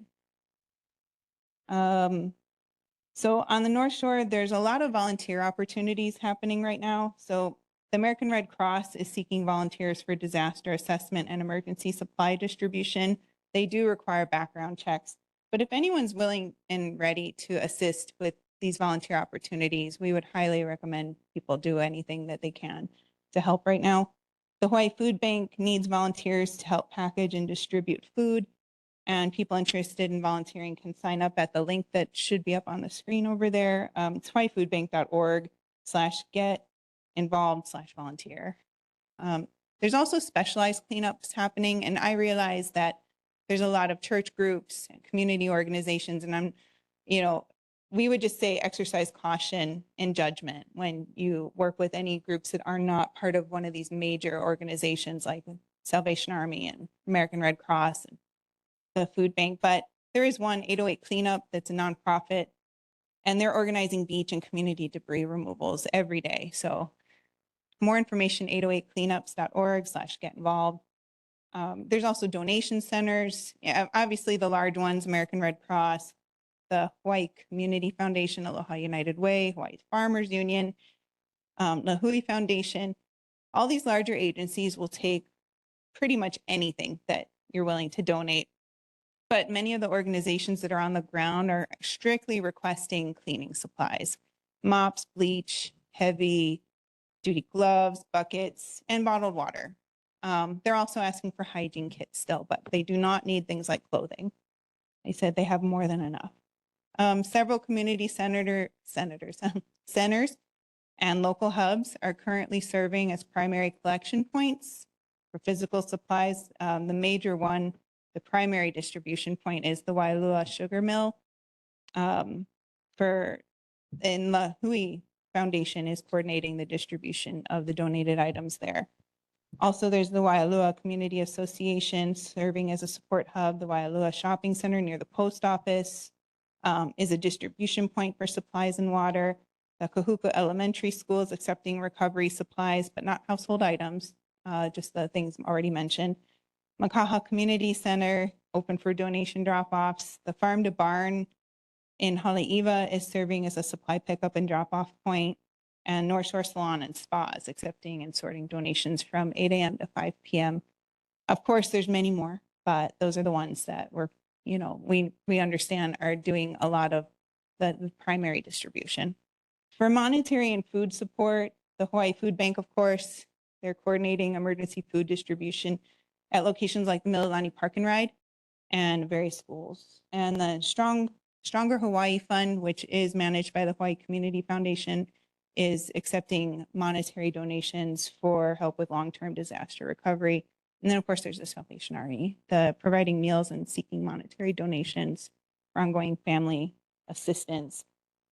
That's pretty much what I have in the slides. I did also want to add one last thing, and that was the schools. They put out a pretty late announcement that the schools on Oahu that are remaining closed include all the two Manoa schools, Noelani and Hokulani Elementaries, from March 25th through 27th. And then the North Shore schools, the three that they have, Wailua Elementary, High and Intermediate, and Haleiwa Elementary School, are going to stay closed today, but they are expected to reopen and go back to in-person schooling on Friday. So North Shore will be completely open on the schools by Friday, obviously pending final safety clearances. The other islands still have schools that are closed, but if you want to hear about those, I can talk with you later. And that's pretty much what I have right now. Thank you so much, Tony, and thank you for putting this presentation together, considering the timeliness of everything. It's very good to have open and clear communication, especially during emergency periods. Members of the board, members of the public, are there any questions for Tony and the state of Hawaii and their response and recovery? Please raise your hand. Josie. Sure. Outside of the presentation? Would that be better for the Gov's rep report? Okay. I'll come back. Yep, she's doing that. Okay, so pertinent to this presentation of Kona Low response recovery. Show of hands. Okay, seeing and hearing none. Thank you for the presentation. And I'll be back for... You will be back for the Gov's rep report. Okay, we're going to move on to, thank you so much. We're going to move on to the reports of chairs and board committees. Start off with the chair's report. Members, you should have received an email from Rachel and myself today. I have been very involved with the North Shore Response and Recovery, as well as even the food bank food donation here in Mililani that was on Sunday. At the request of Mililani community members as well as North Shore community leaders, there's been Mililani residents running up and down from Mililani to North Shore. And so folks on social media have been trying to, hooey up saying, okay, I'm going to North Shore here. Even though these folks don't know each other, they'll make the run. We were asked to organize a Mililani donation drop-off. We think that might be more effective for a lot of our residents instead of back and forth, especially with gas prices these days. So I did actually agree to that. I thought that was a great idea for our community to come together to support our neighbors in Waialua and Haleiwa, and folks like Kathy, or Kathleen, who's been needing these donation drop-offs. So collaborated with Dean Hazama at the Mililani-Malka Neighborhood Board and Launani Valley Neighborhood Board, Fred Murphy here at the high school, who wanted to also do a donation drop-off, and the Mililani Lions Club, because they were also trying to figure out how they can kako. And what we did is we organized together and I put together some flyers. We're going to be using the Mililani High School gym and lower parking lot. The goal was to do it this weekend, but you know what? Just everything's crazy. We couldn't do it. So we're rolling it to Good Friday, April 3rd, which is a state holiday. And it's going to be here in Mililani High School, again, lower campus in the gym. We're looking for volunteers. Of course, Mililani High School has some students who are very eager to support. But if you have questions or interest in volunteering, please let me know. We're looking for tables, tents, dollies. Let's see, I can't think of it anymore. I'm just completely sleep deprived. My goodness, yeah, pretty much things to transport, heavy equipment to help our volunteers, but definitely looking for volunteers. We're going to do 2 shifts. 8:30 to 10:30 is shift 1 for volunteerism. Second shift would be 10:30 to 12:30. The donation time period will be from 9 to noon. Again, I'm distributing these flyers. It's on social media. The DOE is distributing the flyers. Mililani-Malka Neighborhood Board is distributing flyers, as well as the Lions Club. So we're trying to get it all out. And I just printed some banners, which I'll pick up tomorrow, and MTA is kokuing us with that. We'll be putting up some banners to really just get the word out for Mililani residents to come in, drop off what you can. In terms of the donation list that I've included in that flyer, those are the donations recommended by the Waialua Resilience Hub. So that's what's commonly being run at the Waialua Sugar Mill with the Haleiwa Distillery Company. However, I was going to write that in the flyer, but we're learning that Haleiwa Distillery Company needs to get back and open business.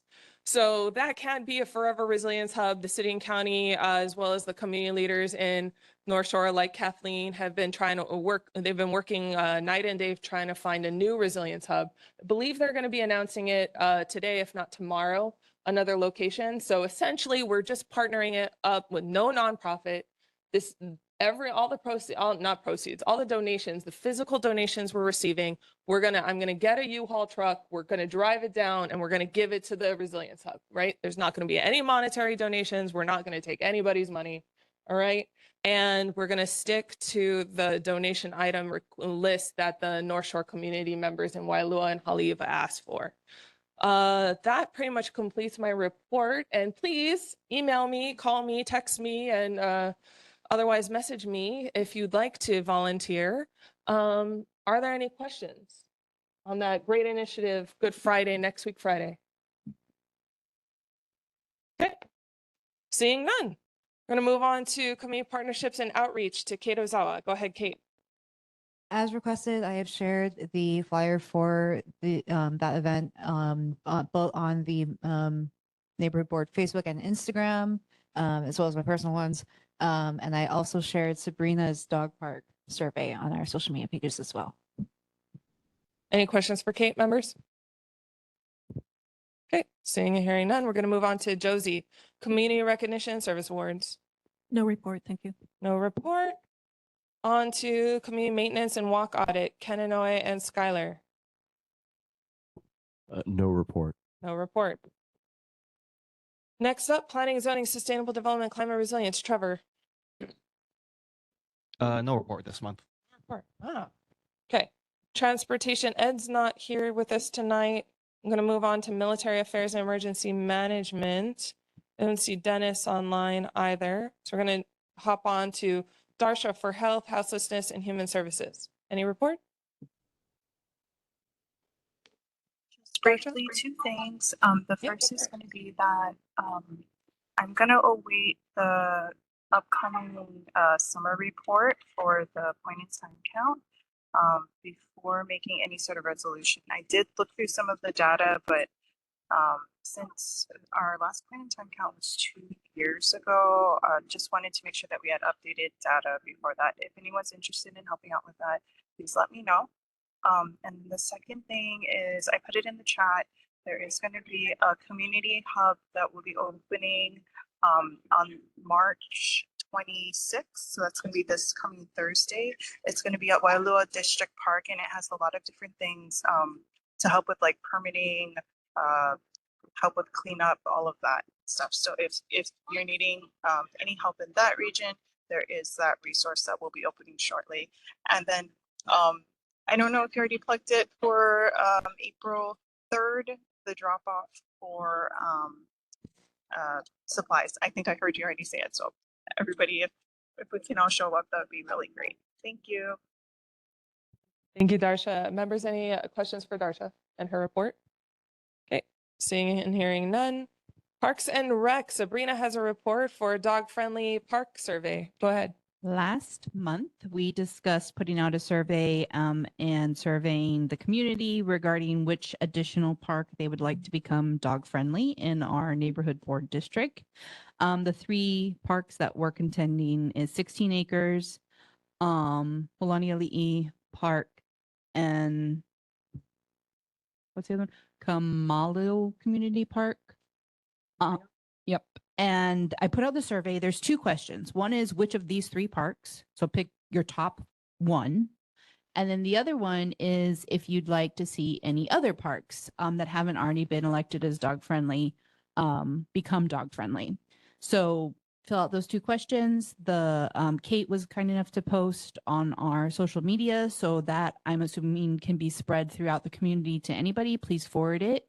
It is in our minutes, our agenda. It will be in our minutes, so you can forward that to your individuals. And I will be sending Rachel an email to send out to all board members that you can hopefully forward to anybody that you feel is interested in the survey and would like to take it. Survey will be open until April 21st. Our meeting is April 22nd, so I will give a summary of the data on the 22nd at our meeting. And if we decide at that point in time we want to keep it open for another month, we can, based on the feedback. But we have a month to fill it out. It's up right now, so please send it out, send it to your friends, send it to everybody, and let's get some feedback. Members, are there any questions for Sabrina and her report? Moving on to Marilyn for education. Thank you. I didn't hear from all the schools, but a couple of the schools did have a report on storm damage from the Konolua. And Mililani Middle School, while the school did not sustain major structural damage, there are continued issues with roof linkage in several buildings across campus, building A, E, F, and G. And for a long time, they've had major structural damage, and it was only worse in this storm. So, but we can be thankful that it didn't have major damage. I do have a bit of campus news because I think it's important that life goes on in the schools, and we've been really lucky. We've only lost 2 or 3 days of school days, whereas some of the schools are really suffering from a loss of class time. Mililani Middle School will be hosting 40 boys from our sister school in Tezukayama, Japan on Friday, March 27th. That's coming soon. And that evening, the Mililani Middle School will be entertaining those guests. And the Mililani community at our annual STEAM night, experience science, tech, and engineering, arts, and math night from 5 to 8 p.m. The event features over 40 exhibitors from universities, local firms, businesses, and state agencies, along with food trucks and live entertainment. They've also are brightening the campus despite the leaks, partnering with mural artist Blythe Yoshikani for 3 new inspirational place-based murals in the hallways for the 7th and 8th grade students. And school clubs, they're very active on the track team and wrestling team, and they're doing all kinds of activities. There are safety concerns, and I did mention that to the police when they were here for their report. Traffic before and after school on Kua'oa Street. Specifically, people are parking too close to the crosswalks, and students have nearly been hit by cars driving by those who cannot see them waiting to cross. And I have a picture of that. Would it be possible to have this area marked similar to the area near Mililani-Waipi'o Elementary School, where there are permanent pencil cones glued to the ground, preventing people from parking too close to their intersection?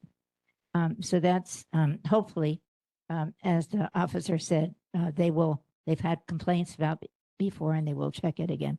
And then Mililani-Uka, who is always the first one to send information, they said they were very lucky and only received minor storm damage. 2 large trees fell over on campus, but no one was injured. And a couple of classrooms and office space had minor water damage. Underwater robotics program sponsored by the Coast Guard on Saturday, March 25th at the Coast Guard base on Sand Island. I don't know if that's going to continue with the brown water, but and then this is a good thing. CPR is going to be, there's going to be training for both the student council and the campus police officers. So that's a very good thing too, because children can definitely do CPR. And that's all I have. And if you have any questions, hope to answer. Thank you so much, Marilyn. Members of the board, are there any questions for Marilyn in her report? Okay. Seeing and hearing none, we're going to move on to the elected officials' reports. I don't see Nestor online. Is there a representative here for Congressman Case's office? Okay. Moving on. Tony, come back down for the governor's report. Okay, I've said enough. No, I know you guys had questions, and I'll start with Skylar's question from last time having to do with the, you asked about the new U-turn at Pearl Highlands area. And the DOT informed me that the bus-only U-turn was restricted by the city and county Honolulu Department of Transportation Services for safety reasons. And it's going to be reevaluated by the city and county when DOT has completed their signalization of Kamehameha Highway and Kuala intersection. Don't know a timeline yet for that, but they're looking into it. So there was that. And then Danielle was kind enough to send me several questions, and I can definitely go through that. I have some answers, some stuff I'm still waiting on. So you had mentioned in October, Kepapa Elementary requested speed bumps and flashing lights at their Kalani Avenue intersection due to cars speeding coming down a small hill there. So I was told by DOT that this falls under city jurisdiction, but DOT says that they are checking in with their deputy to see if they've committed to anything. And generally, when they have paid for or made safety improvements in city jurisdiction, it starts with an evaluation from the city. So they're checking into that. Your second question about why there's not lighted crosswalk at the Me'ehula Parkway, Hiki Kaulia Street intersection by the high school and Mililani YMCA, same answer. They're looking into it, and I should have a little bit more for you at the next meeting.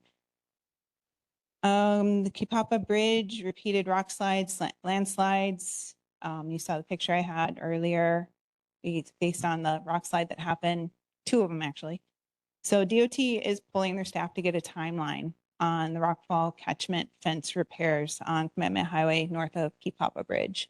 They said they're working many storm repairs at this time, and this is on their list. And that the bottom line is the catchment fence held. They repaired it. They cleaned up what they could, and then there was another rockfall. And so they've closed the northbound lane out of an abundance of caution at the time, and they kept it closed until they felt that it was no longer deemed a hazard. Now, they are reviewing and looking into that area to see if there's any other remediation that they can do, but I don't have anything on that yet, and I should have something by next meeting.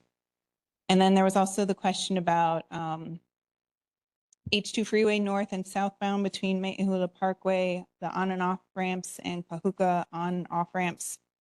There's been a lot of social media chatter about their exposed rebar sticking up, that it's a safety hazard to cars and drivers using the H2. So the DOT says they are checking with their bridge staff on this one, and they should have an answer for me for the next meeting. And they said, thank you for bringing that up. They also said, if, like I said earlier, if there's a highway problem, they need to know about it. So if anyone sees something like that, to do the report a highway feature, you can, like I said before, is complaint highway Oahu at hawaii.gov, or you can call that number, that 831-6714. They also mentioned that you can submit a claim for damages following a link on the Department of Accounting and General Services FAQ page. What was it? One more, I think. Oh, the H2 freeway Kauka off ramp southbound potholes.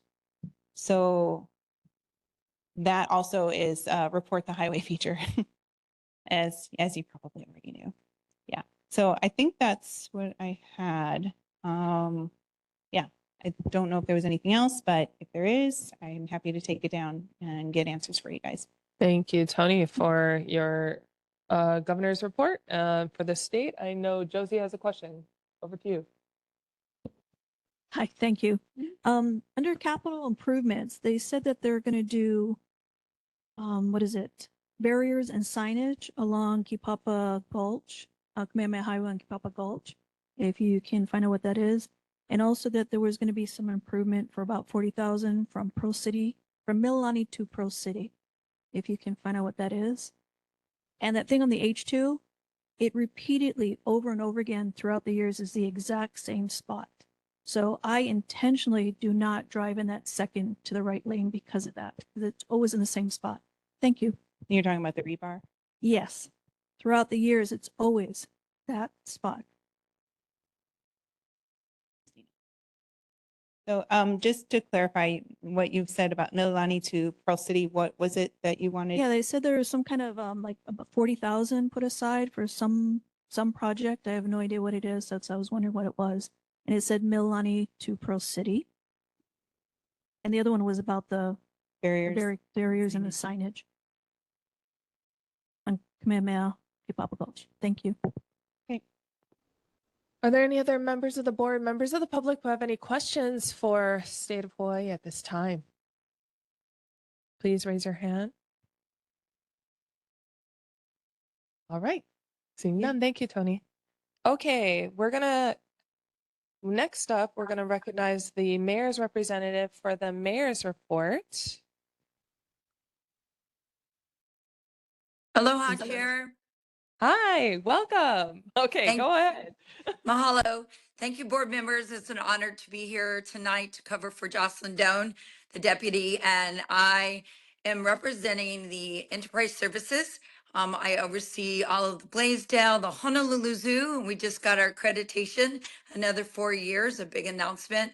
And then all of our municipal golf courses and the concessions. So tonight I'll be covering several items for you guys that you had asked for answers from last time, but I also want to acknowledge Dr. Babcock, who is also I saw him on camera a while ago, and he put together a very thought out, frequently asked questions, the FAQs. Chair, did that get passed out to everybody? Yes, it did. All members have it. We have it also at the front desk, and we're going to put it on our Google Drive later on. Oh, thank you so very much. So that would be regarding any questions for the storm debris storage at the Patsy Teaming Central Oahu Regional Park. And so I didn't know he was going to be here tonight, but he'll be a bigger expert than I and to answer any questions if Chair so decides to open it up to the floor. So first of all, I just wanted to say that the city launched the new and improved H&L 311 system. That was in December. And our residents can now use to report issues in their communities that need to be fixed or addressed by the city.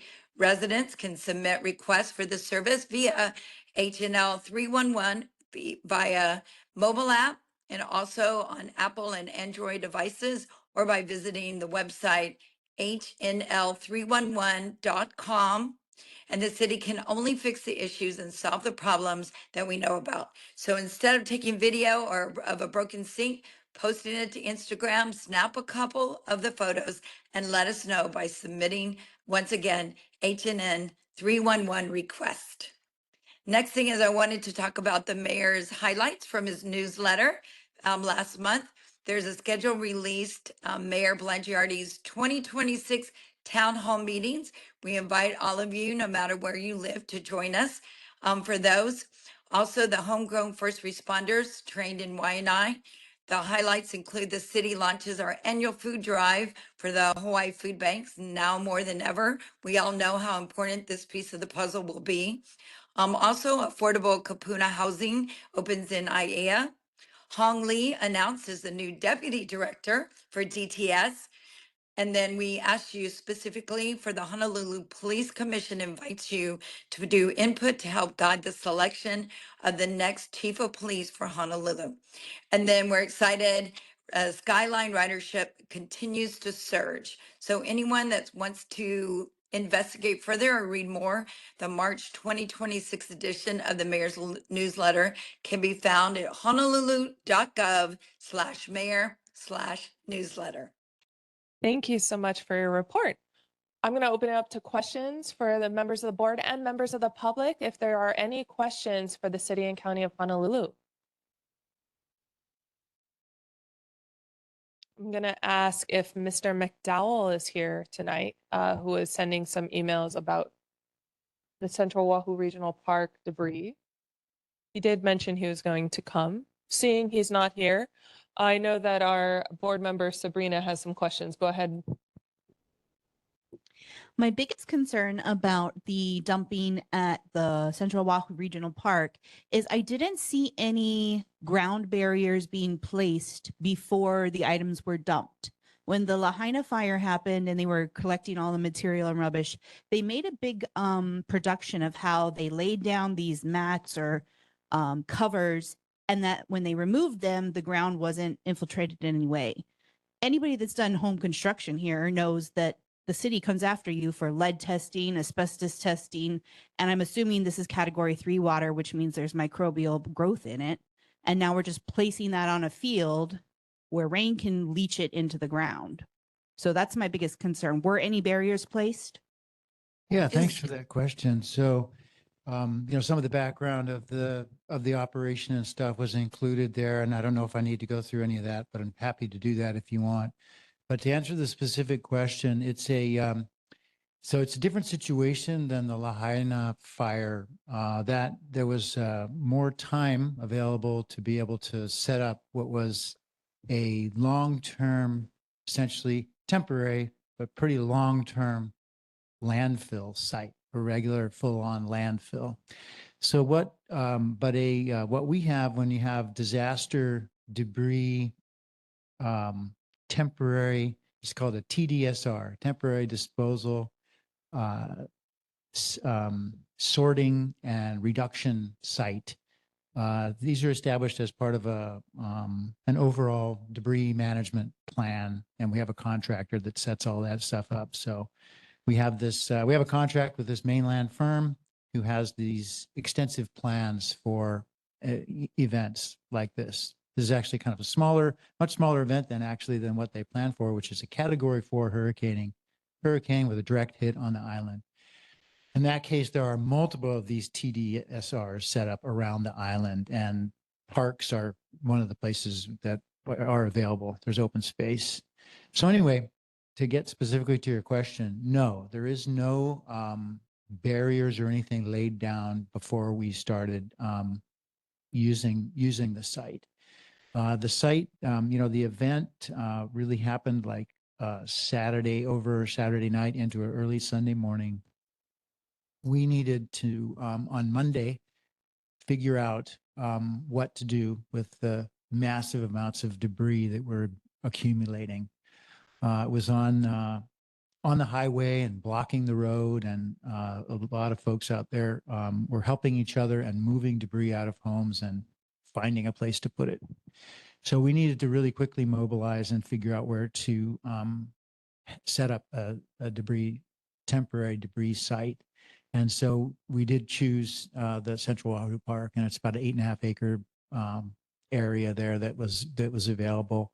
We worked that out with Parks, and we started hauling debris by 2:30 in the afternoon on Monday to sort of try to catch up with with what was going on out there.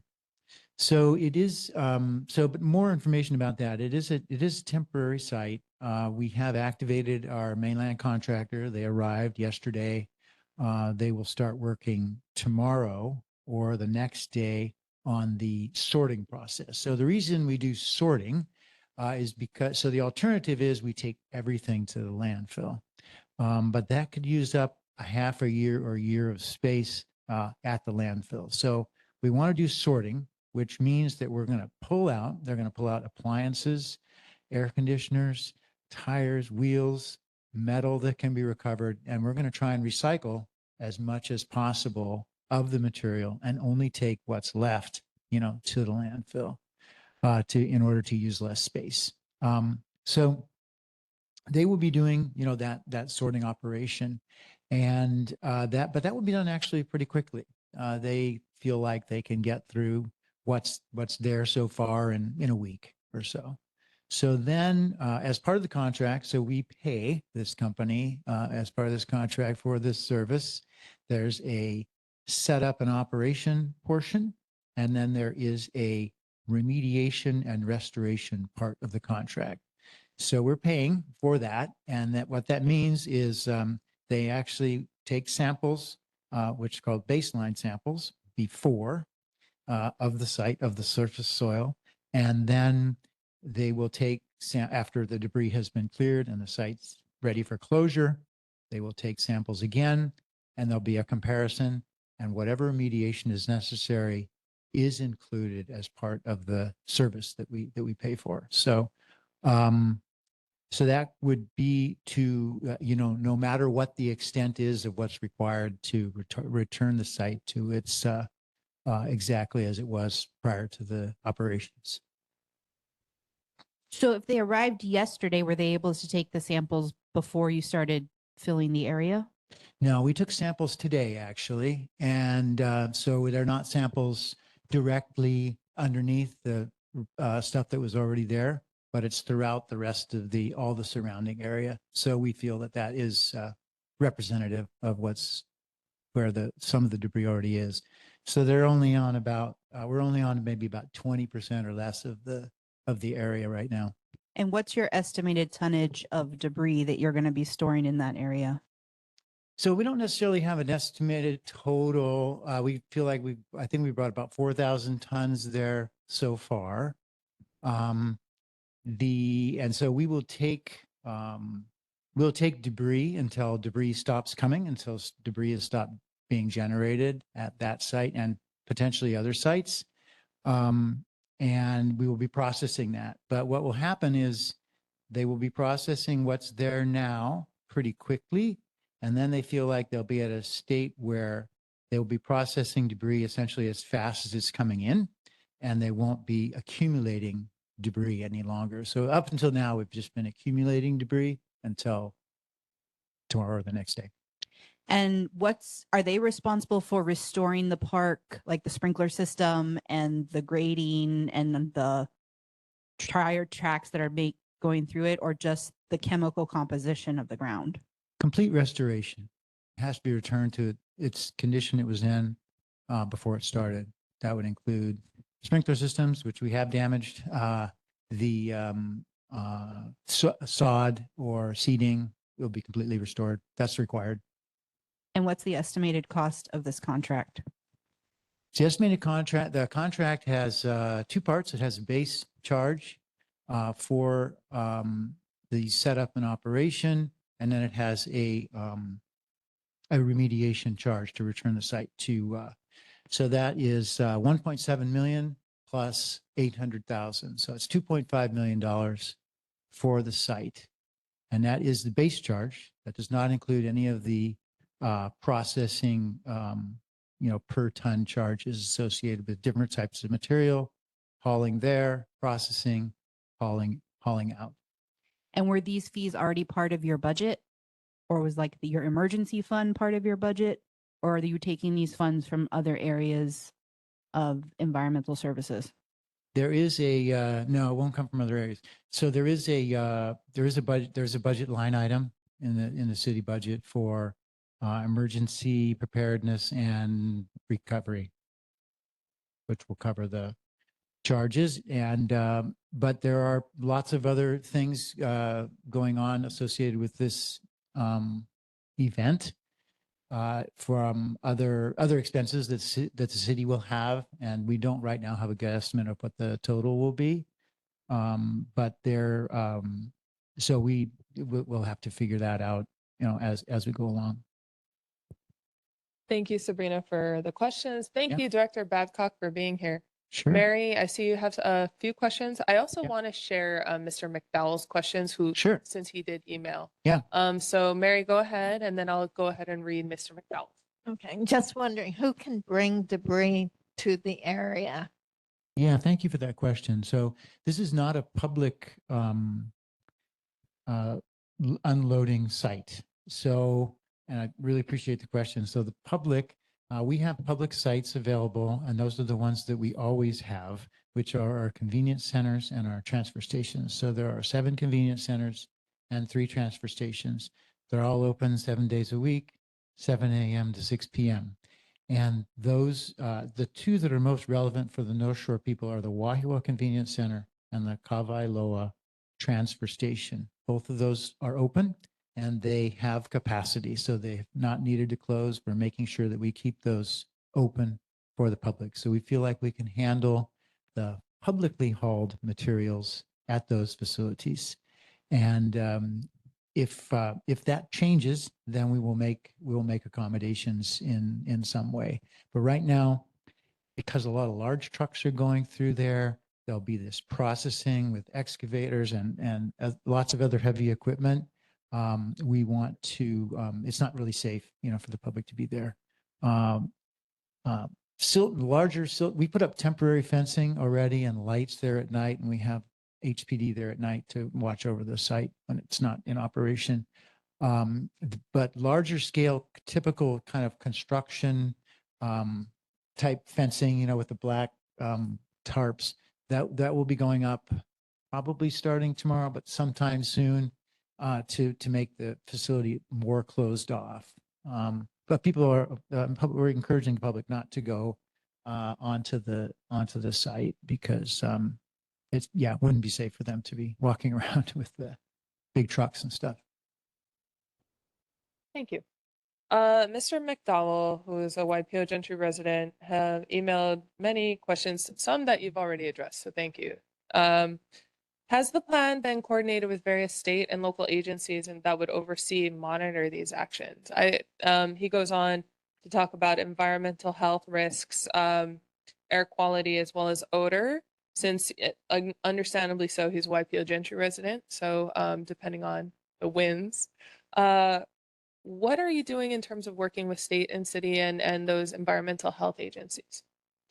Yeah, so with an operation like this, there's permits and things required. So everything is coordinated with the agencies that are necessary. So Department of Health knows what we're doing, which is the main state agency, and they are also assisting in general with us and the state and the National Guard out in Waialua in various ways. There's a command center, and there's a community hub that's starting tomorrow. I think you might have already mentioned that. And so, yeah, so we're working closely with other agencies. With an operation like this, they will, they'll use standard practices to prevent dust. The material is all kind of muddy and stuff. It's not dry. It's not super, but it's not like liquid either. The roll-offs can't haul liquid. It would all leak out, on the way. So it's kind of dry, but it's not so dry that it's like dust.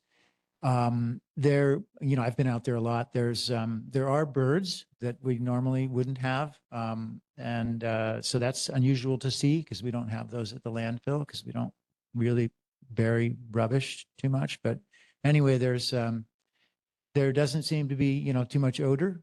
It is, a kind of good location away from residences. And so hopefully there won't be any impacts. And if there are, they'll be temporary.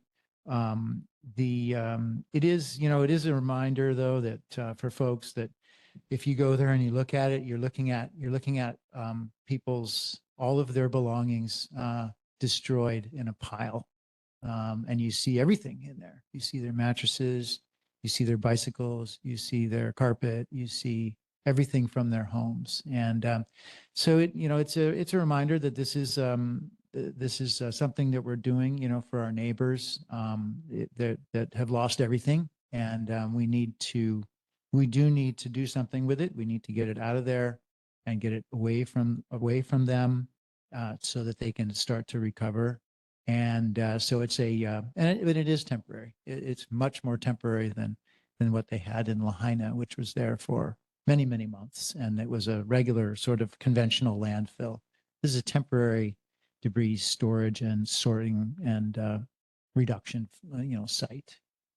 Thank you. Yes, no, it's heartbreaking to see driving by. Very much so. Yeah. Thank you. Yes.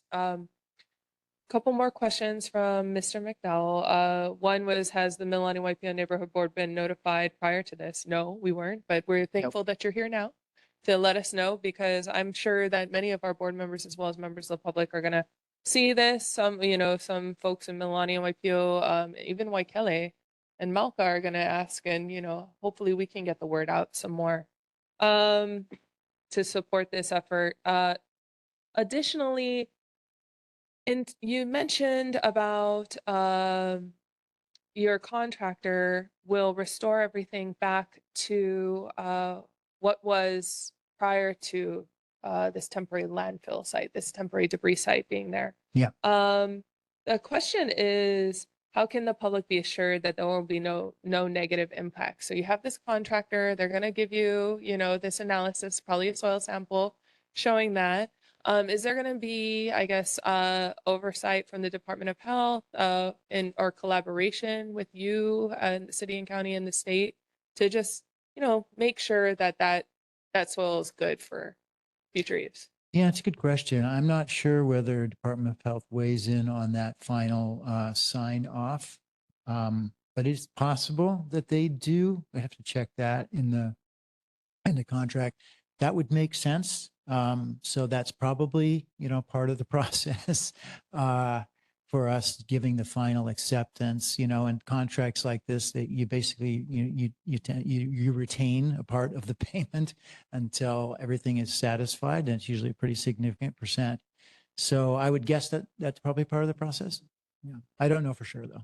No, thank you. Thank you. And maybe the transparency later on showing that the soil samples are great, Yeah. will just be an added benefit after all of this. Yep. Okay, Yeah. I think that satisfies Mr. McDowell's questions. Are there any other questions from the board? Trevor. So your handout mentions that the temporary site is not being used for hazardous materials. Can you elaborate on what environmental services is doing to make sure that hazardous materials are not being sent there? Yeah, so actually, there isn't much we can do, actually. And environmental services is not monitoring what comes into the site at all. It is received from the area, from the neighborhood, largely, actually all so far by volunteers. So the hauling companies are volunteering their services.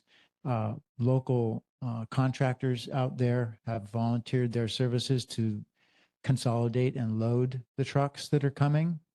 The volunteers there have been doing all of the collection and consolidation. I don't know if you're not supposed to go out there, but if you did, you'd see large piles of debris, and that was all done by the community. And then the city has hauled a little bit of stuff, but we weren't really needed. But anyway, in terms of doing any kind of work with sorting or looking at anything, that was not done. So it is possible that there are things in there that shouldn't be, but the contractor will be going through that and separating it. And we did put out notices to the public, to their throughout there. And whether they whether they saw that, some of them were literally swimming for their lives at that time. But anyway, they were asked not to do that, to retain that. We would collect that separately at regular hazardous waste collections that we have quarterly. We'll probably do a special one for there, in addition, if needed. And so yeah, it's always a concern. But in this situation, it basically kind of time's of the essence, and folks are just trying to get their stuff cleared out. And so we will accept everything that comes to us without exception, and that we feel like that is our role and our responsibility. Okay, so just as like a follow-up, so you're basically like anticipating that there's not, because this is basically like literally coming from straight from people's houses, you're not expecting there to be a significant quantity to begin with, because you're not dealing with like any industrial sites or commercial sites, anything like that. And you're also relying on basically like the honor system from people who are actually doing the cleanup, personally doing the cleanup out on North Shore. Is that correct? That's correct. Yeah. Okay, thank you. Are there any other questions from the board or the members of the public related to the debris management? I see Anne has her hand up. Go ahead, Anne. Yeah, okay. So the Wahiwa Convenience Center. So it makes it really difficult for us in our community to advise our members to take their stuff there when they don't stay open the hours that they're supposed to. So there was one time before the storm when I went out there with my stuff, and it was closed because it said the bins had not been picked up. And then I went today, I went online just checking out late, thinking I'd maybe get a run in into there before we started the board. And I saw they had the exit gate closed on camera at 5:30. So what's up with that? And you can't get them to answer the phone. They don't answer their phone. Yeah, so thanks for the question. So the convenience centers, we have roll-off bins there, as you know, that are designate for different types of rubbish. And when they fill up, we do have to get a truck to come and pick that up. And typically what they're doing is they're bringing an empty bin and replacing with a full bin. But sometimes that doesn't work out. There's a lot of demand for bins in different locations and different things going on. And so sometimes if you don't have good luck, the convenience center may be closed for one or more items. The other times that it closes is whenever bins are being switched out. So the facility has to close for safety of the public when they are moving around bins empty and full and switching them out. So that is so we just ask for patience in those situations, and we do have the cameras so people can kind of try to look ahead of time before you go to see whether it's open. And or how long the lines are. Typically, they focus on the line. And there are multiple convenience centers as well. So there are the 7 convenience centers. And I mean, obviously, some are not close to here, Waimanalo, Laie, but there are actually some that are close to here. We have Waipahu, Wahiawa, and Kapolei, and as convenience centers. And then there's also Middle Street, which isn't that close either. But there's 3 transport stations, Middle Street, Kapa'a, and Kawailoa. So, there are some options. I know that doesn't sound great. We have, especially for folks in Waianae, there's a convenience center there. And if it's full, then it's a long drive for those folks to come into the next closest one, to maybe Kapolei. And we also have Eva Beach. So there's multiple sites. So we try to have it be as convenient as possible, but sometimes they are full. Okay, I just think that's unacceptable. We should expect that people do what they say they're going to do. And if they can't, they should find some way to let people know. I really think you ought to find a way to fix this. Okay. Okay, thanks for that input. Yeah. Are there any other questions for Director Babcock in terms of the waste management and debris management for, I guess, this storm? Seeing and hearing none. Thank you so much. Anytime. Yeah. And explaining all of this. Yeah. Thanks for having me. Thank you. Before we close out, I just want to double check if anyone has questions for the mayor's representative on any other city matters that are not related to waste management or debris management. Okay, seeing none. Thank you so much. Thank you, Chair. Okay, we're going to move on to the elected official reports. I know that we're very concerned on everything related to the storm. I do want to remind folks, time is important. So please keep these reports to 3 minutes. I know we have a lot of questions. So it is 9:21, and let's kind of get through this agenda. So I want to recognize Councilmember Val Okimoto's office.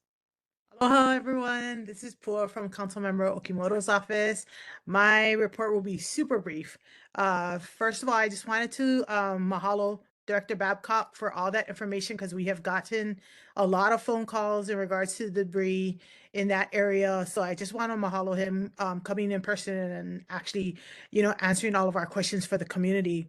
The second person I want to mahalo is Jocelyn for bringing our monthly newsletters for March. She dropped them off before the meeting started. We have a few announcements. Earlier this month, Mayor Rick Blangiardi introduced the city proposed $5.09 billion budget for the fiscal year of 2027. While the number may sound large, the focus is simple: making sure core services will continue running smoothly, from trash collection and park maintenance to public safety and reliable transportation. While the mayor proposes the initial budget, the city council's review is where the real work begins. Over the next several months, the council will examine the budget line by line to ensure taxpayer dollars are spent responsibly and that investments support neighborhoods across Oahu. The budget snapshot right now is the total is $5.09 billion. Operating budget is $3.97 billion. Capital projects are at $1.1 billion. And then from the mid-March, they're looking at the budgets. They're always analyzing to make sure that all the fees are in the right places, especially with this emergency that just happened with our Kona rains and what have you. That is something like what Dr. Babcock was saying is in the budget. I know that Aaron actually answered questions from last month's concerns. So I'm here to take questions back to the office. Mahalo. Members of the board, members of the public, are there any questions for Councilmember Okimoto's office? Please raise your hand. Okay, seeing none. Thank you so much, Pua, for your report. Sure, mahalo. I'll be on for the rest of the evening. Mahalo. Okay, next up, we have Kelly and Naya representing Councilmember Matt Wire's district, who represents all the North Shore. So Kelly, you've been a little busy, Yes. haven't you? That would be an understatement, but yes. But my report will be extremely short because I want to thank Councilmember Okimoto's office for reporting about the budget. I was going to talk about that. Today was the first day for first reading rather for the 2027 budget bills. So thank you, Pua, for reporting on that. Thank you to Director Babcock as well for providing the information, and to you, Chair Bass, for the assist with the debris. What do you call it? The debris situation going on over there at Core. Thank you also to Darsha for putting in the chat the Wailua, the community assistance center that's going to be opening up tomorrow over at the Wailua District Park. Let me see what else. And then yeah, thank you to the Mililani community, not just Mililani-Waipi'o, but Mililani Mauka as well, for your support of our North Shore neighbors. Chair Bass, I know you had mentioned about the Haleiwa Distilling Company that getting back to business, and yes, that is correct. I believe this Friday is going to be the last day to donations and pick up at the distillery, but you can still go to the Wailua Community Association, also known as the Haleiwa Gym. That's actually really it for me. Oh, I'm sorry. And then about donations, the city would like to remind everyone, to please be mindful, if when you're doing donations, guidance, to do financial contributions to trusted nonprofit organizations, like Lahui Foundation, Blood Bank Hawaii, and American Red Cross of Hawaii, for example. Other than that, that's it for me. If anyone has any questions, I can take them back. Thank you, Kelly. Members of the board, members of the public, are there any questions for Councilmember Wire's office tonight? Okay, seeing and hearing none. Keep on doing the good work, serving the North Shore people. Thank you, everybody, for your support. Appreciate it. Thank you. Okay, next up, we have Trevor for Senator Kidani's office. Go ahead, Trevor. Good evening, Madam Chair, members of the board, members of the public. My name is Trevor Nagamine here on behalf of Senator Michelle Kidani. Just very briefly, I'll try to keep this short. So Senator Kidani would like to pass along that the State Board of Education has adopted a new statewide student cell phone policy to take effect beginning with the 26-27 school year. So that's the school year that begins this July. So for elementary, middle, and intermediate schools, cell phone use will not be allowed at all during school hours. And for high schools, cell phones will be not allowed to be used during instructional time. However, individual schools will be able to set their own policies with respect to other times, such as recess, lunch, things like that. She would also like to pass along that the governor has released a $1.5 million CIP appropriation to study upgrades for the H1 Kunia interchange. This is like the interchange that goes that connects to Kunia Road going up towards Village Park and Fort Weaver Road down to Ewa Beach. So it doesn't affect Mililani directly. I'm a little biased because I do work out Kapolei side, so this would affect me personally. But yes, this is basically like just a CIP to examine what long-term upgrades would be needed for the interchange to like improve traffic flow, try to mitigate the congestion that starts from there, particularly with people who enter and exit the freeway there to go in and out of Ewa Beach. And I also have a follow-up for Emil from last month. So your question was regarding outreach for the murals that went up along Kamehameha Highway. And so basically, this was essentially like a collaboration between DOT and students for high schools and high school students at both Mililani and I believe, was it Mililani? Yeah, high school students in the area. So like Waipahu High School, and I'm not sure if Pro City was on there, but it was a collaborative project between DOT and DOE. And so outreach for the project was primarily through those two departments and the schools that participated in putting up the murals.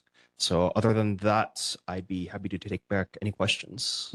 Members of the board, members of the public, are there any questions for Senator Kidani's office tonight? Please raise your hand. Emil, go ahead. Thank you for the report. I just wanna clarify. My question was, the follow-up was if the community was asked to allow that collaboration effort to take place there. Again, it was primarily through the schools and the students who participated in the project. There wasn't any outreach beyond that. Okay, thank you. Other questions for Senator Kidani's office, members of the public? Okay, seeing and hearing none, thank you so much. Thank you. Okay, next up, we have Senator Dela Cruz's office. I see Diego is here representing him online. Go ahead. Yeah. Good evening to everybody. We have a couple updates that we wanted to share in regards to some things that the senator was doing in the last month. So on March 11th, he did attend the High Court groundbreaking. As well, on March 4th, he attended the first ever Hawaii Internship Summit.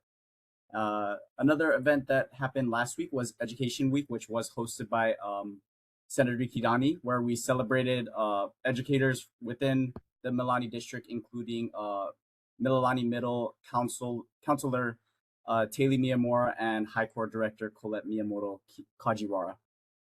As far as where we're at in the legislative session, we have hit the point of crossover where all of the Senate bills are in the House and the House bills are now within the Senate. And then I know the Gov rep, I believe, touched on it regarding the speed bumps on Kuahelani Drive by Kipapa Elementary. We did actually reach out to Deputy Robin Shishido, and DOT has completed their study and will be installing a raised crosswalk on the back entrance on the Kuahelani Drive. However, it is still currently in the design phase, so we will work to get more details on that. And then I'm here to take any questions. Thank you so much, Diego. Members of the board, members of the public, are there any questions for Senator Dela Cruz's office? Josie, go ahead. Hi. I remember at a time that Senator Dela Cruz created, he wanted to do a joint HPD, HFD training site in Mililani Tech Park, and that wasn't approved.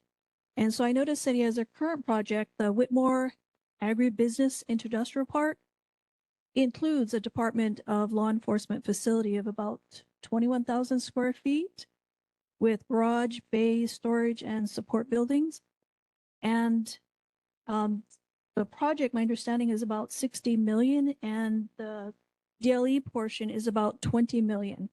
So it appears that the facility is going to provide a centralized law enforcement presence in central Oahu, similar to the original proposal.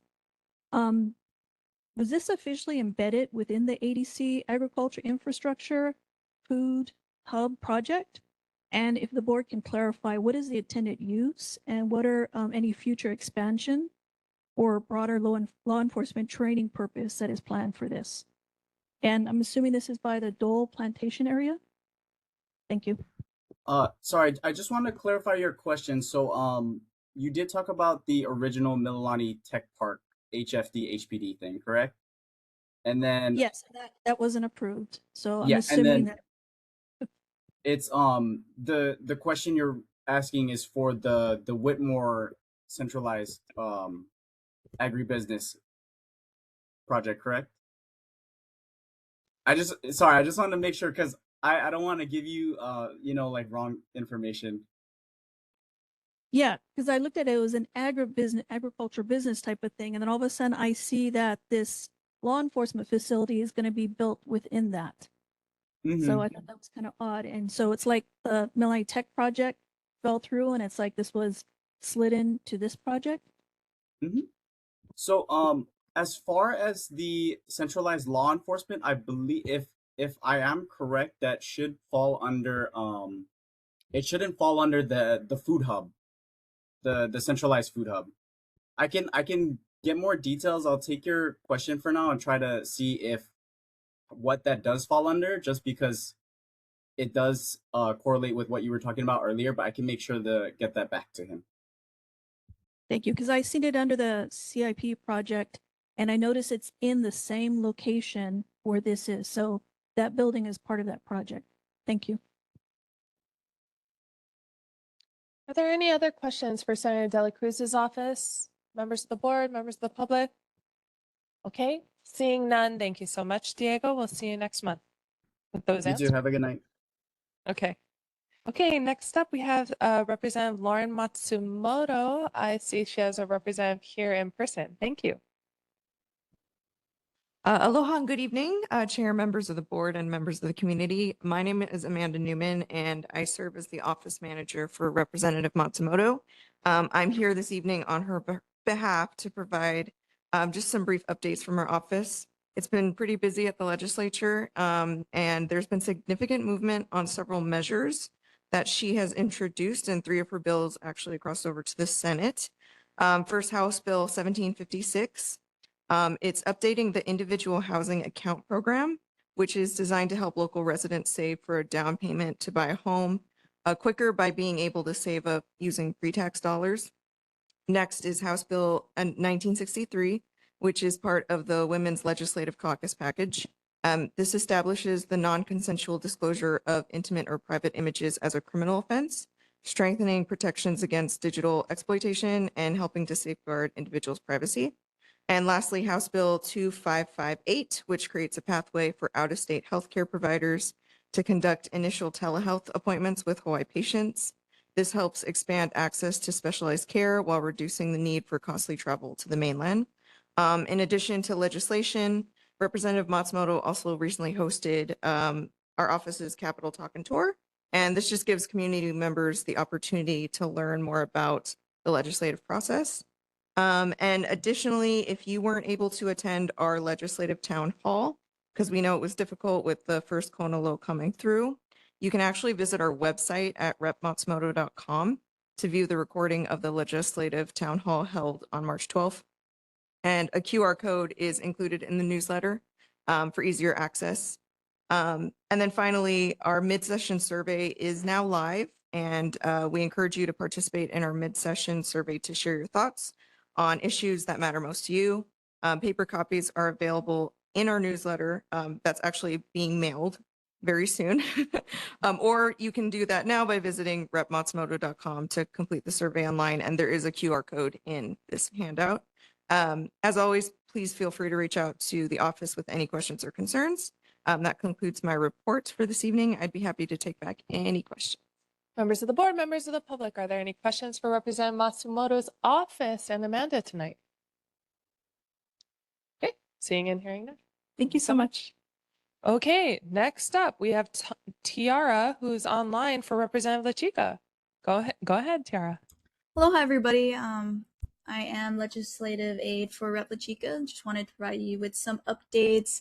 I've dropped a few links in the chat. It's her newsletter, and it has a bunch of district updates from this month, as well as her website.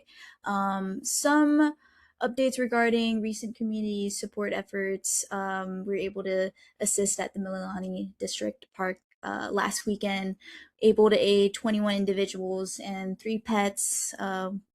And it was really sad to see all of this devastation. Terrible, but we were able to bring a mobile shower unit on site, and we just want to say that we're grateful for everybody who partnered up with us, the community, volunteers, everybody who stepped up to help. On updates with the Central Oahu Regional Park, we are also getting a lot of constituent concerns on that, but we want to thank you, Director Babcock, and also Tony from Governor's Office for delivering that information, all the post-storm news updates regarding DOT, the rebars on H2, and the rockfall landslide near the Gulch. Thank you for consolidating all of that information. I'll jump into our legislative updates real quickly. We're very happy to announce the passing of a lot of important bills. 2 of her bills, crosswalk pedestrian safety, and her bill on AI chatbot protections. SB 2695 is crosswalk pedestrian, HB 1782 AI chatbot protections. Those passed their first committees and crossover. Very important. Hawaii is facing a pedestrian safety crisis. 2025 was one of the worst years for us, and Hawaii as a state is rated 13th most deadliest in pedestrian fatalities. Last year, I got hit by a car as a pedestrian. So if that goes to say how often these things happen, it's very unfortunate. Feel welcome to check out some of these bills and to submit testimony if they resonate with you. A lot of us here are parents as well. Protection for your kids when they are interacting with AI is also another important thing. This bill is pushing to be one of the strongest bills for child protections from AI chatbots in the nation, and so we're just trying to get it through so that our keiki can be safe and also have a safe experience online. We don't know what they're going, what kind of conversations they're having with these AI chatbots. So we want to regulate that, protect them from these harmful content. All in all of the themes surrounding the legislative package for this session is really about safety. Safety for keiki really matters. So we're really happy to be pushing that kind of legislation. We also did have Education Week, so we want to say congratulations to some of the educators. Congratulations to Christopher Juso of Mililani Middle School. He was named the Lelehua Mililani-Waipi'o Complex Area Teacher of the Year. Well-deserved recognition. We also want to recognize Gavin Sue of Palisades Elementary School for being named National Distinguished Principal. That is an incredible honor. So outstanding, and thank you for all of your leadership and commitment. Lastly, in her newsletter, there is a mid-session survey. So any of your thoughts on the bills passing through the legislation, you guys are more than welcome to input your feedback. Very important for us to understand how we can move as a district. Yep, that's all I have for you guys. If you have questions, I'm here. Thank you so much, Tiara. Members of the board, members of the public, are there any questions for Representative LaChica's office tonight? Okay, seeing and hearing none, thank you so much. Okay, last but not least, we have Representative Amy Peruso, who's online, who's been busy with the Waialua response as well. Thank you for being here online with us tonight. Go ahead, Representative. So I think I'm still processing everything that's going on. I've spent the last, I think, 5 days down in Waialua. We opened the hub at the distillery on, I think it was Friday.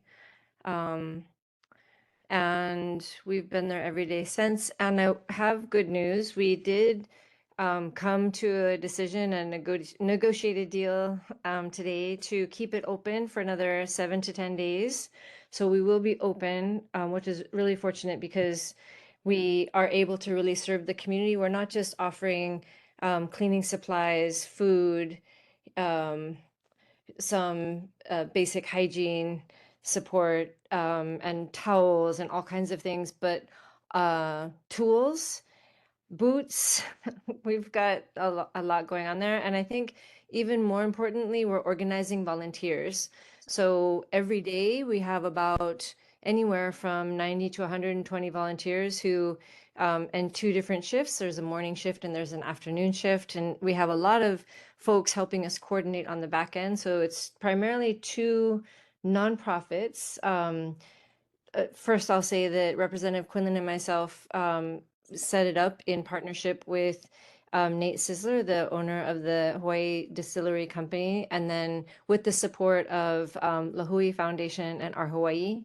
And the collaboration has been really fantastic. And also, I will say that I'm still processing a meeting that we had last night, talking about really what happened that first night, and and really thinking about the recent past, and what we could be doing better, and thinking about that conversation in combination with watching the support both from our own communities and then from all around the island.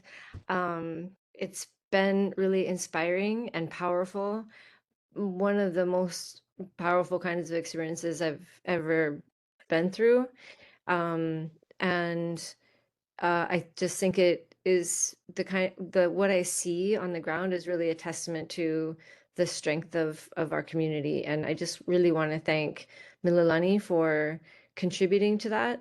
And you've always been part of our struggles. You know, you had our back when it came to the landfill over the aquifer. You've had our back on Mount Kaala, and I see folks from Mililani stepping up in all kinds of ways in our current situation. So I just want to express my gratitude and to say, you know, if you have any questions, I'm open to questions. But I just feel a little bit emotional right now. Thank you so much, Representative Pruso. Members of the board, members of the public, are there any questions for Representative Pruso and all the work she's doing for the Wahiawa and the Wailua communities tonight? Yes, Josie. Hi, good evening. I want to know, HB 2413, the no bail, is that still going through? HB 2413. I'm not remembering that right off the top of my head. The pretrial reform bill. It looks like it's still moving through the Senate. So it is still moving. Okay, because As I'm really of concerned. I was trying to find, supposedly there was 15 cars in Mililani that were broken into in a row, but HPD said they couldn't find it. But somebody just sent me videos and I can't play it here.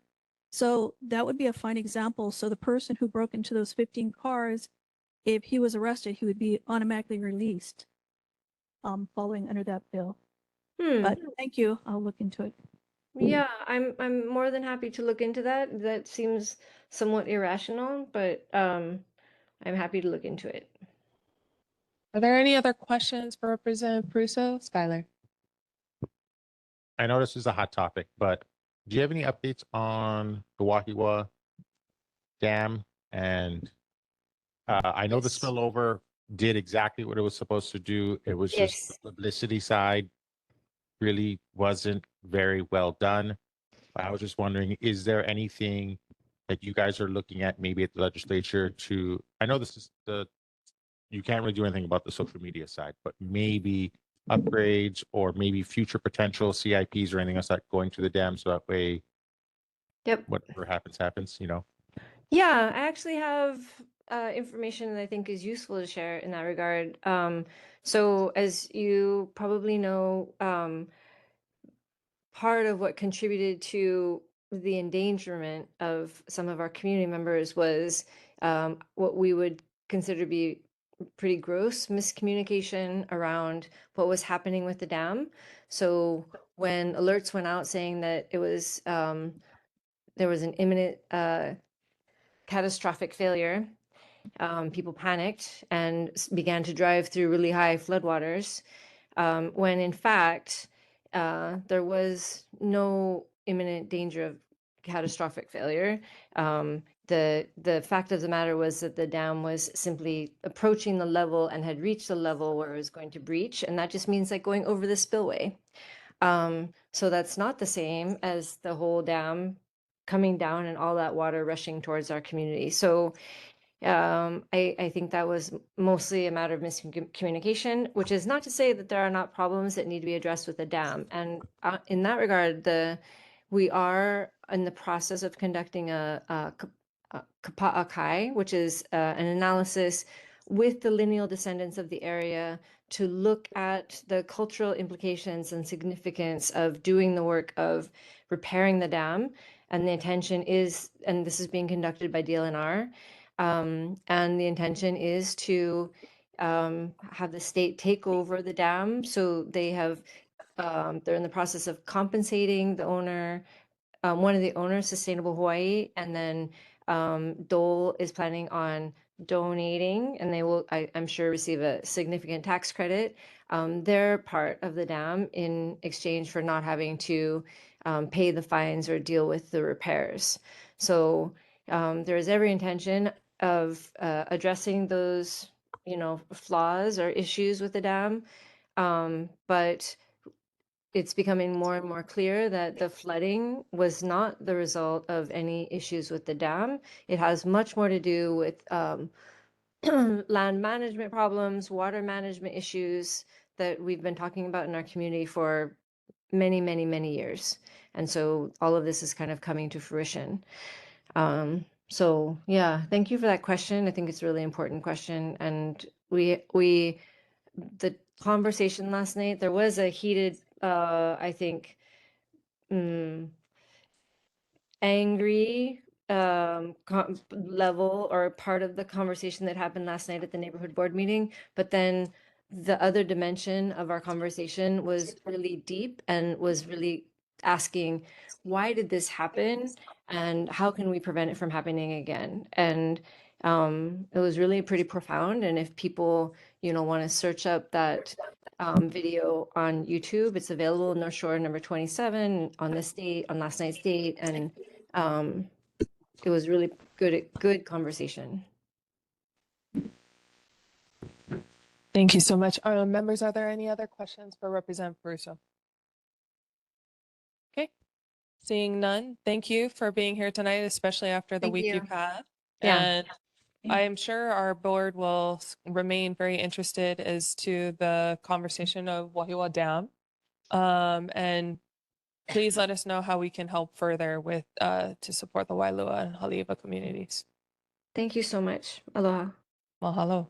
Okay, it is 9:50. We're going to go into announcements. I'm going to just do a friendly reminder that our board with Mililani-Mauka Neighborhood Board, Mililani High School, and the Mililani Lions will be holding a donation drive here in Mililani on Friday, April 3rd. That is a state holiday from 9 to noon at the Mililani High School lower campus and gym. For our board and members of the public, we are looking for some volunteers, ideally around 40, as well as donations, temporary donations of tents and tables, hand trucks and dollies, so that we can execute and make sure that we can collect the donation material. We do think that there's going to be a high turnout from the Mililani community in terms of donations on this one. So please spread the news, share the flyer that we emailed to you. And let folks know to come out and donate. Our next board meeting also will be at, here, Mililani High School H building and online Wednesday, April 22nd, 2026. And of course, you can catch this broadcast of our board meeting on Olelo Channel 49, as well as Olelo Channel 54. With that, members, it's 9:51. I'm going to adjourn the meeting tonight. Thank you. We're so adjourned.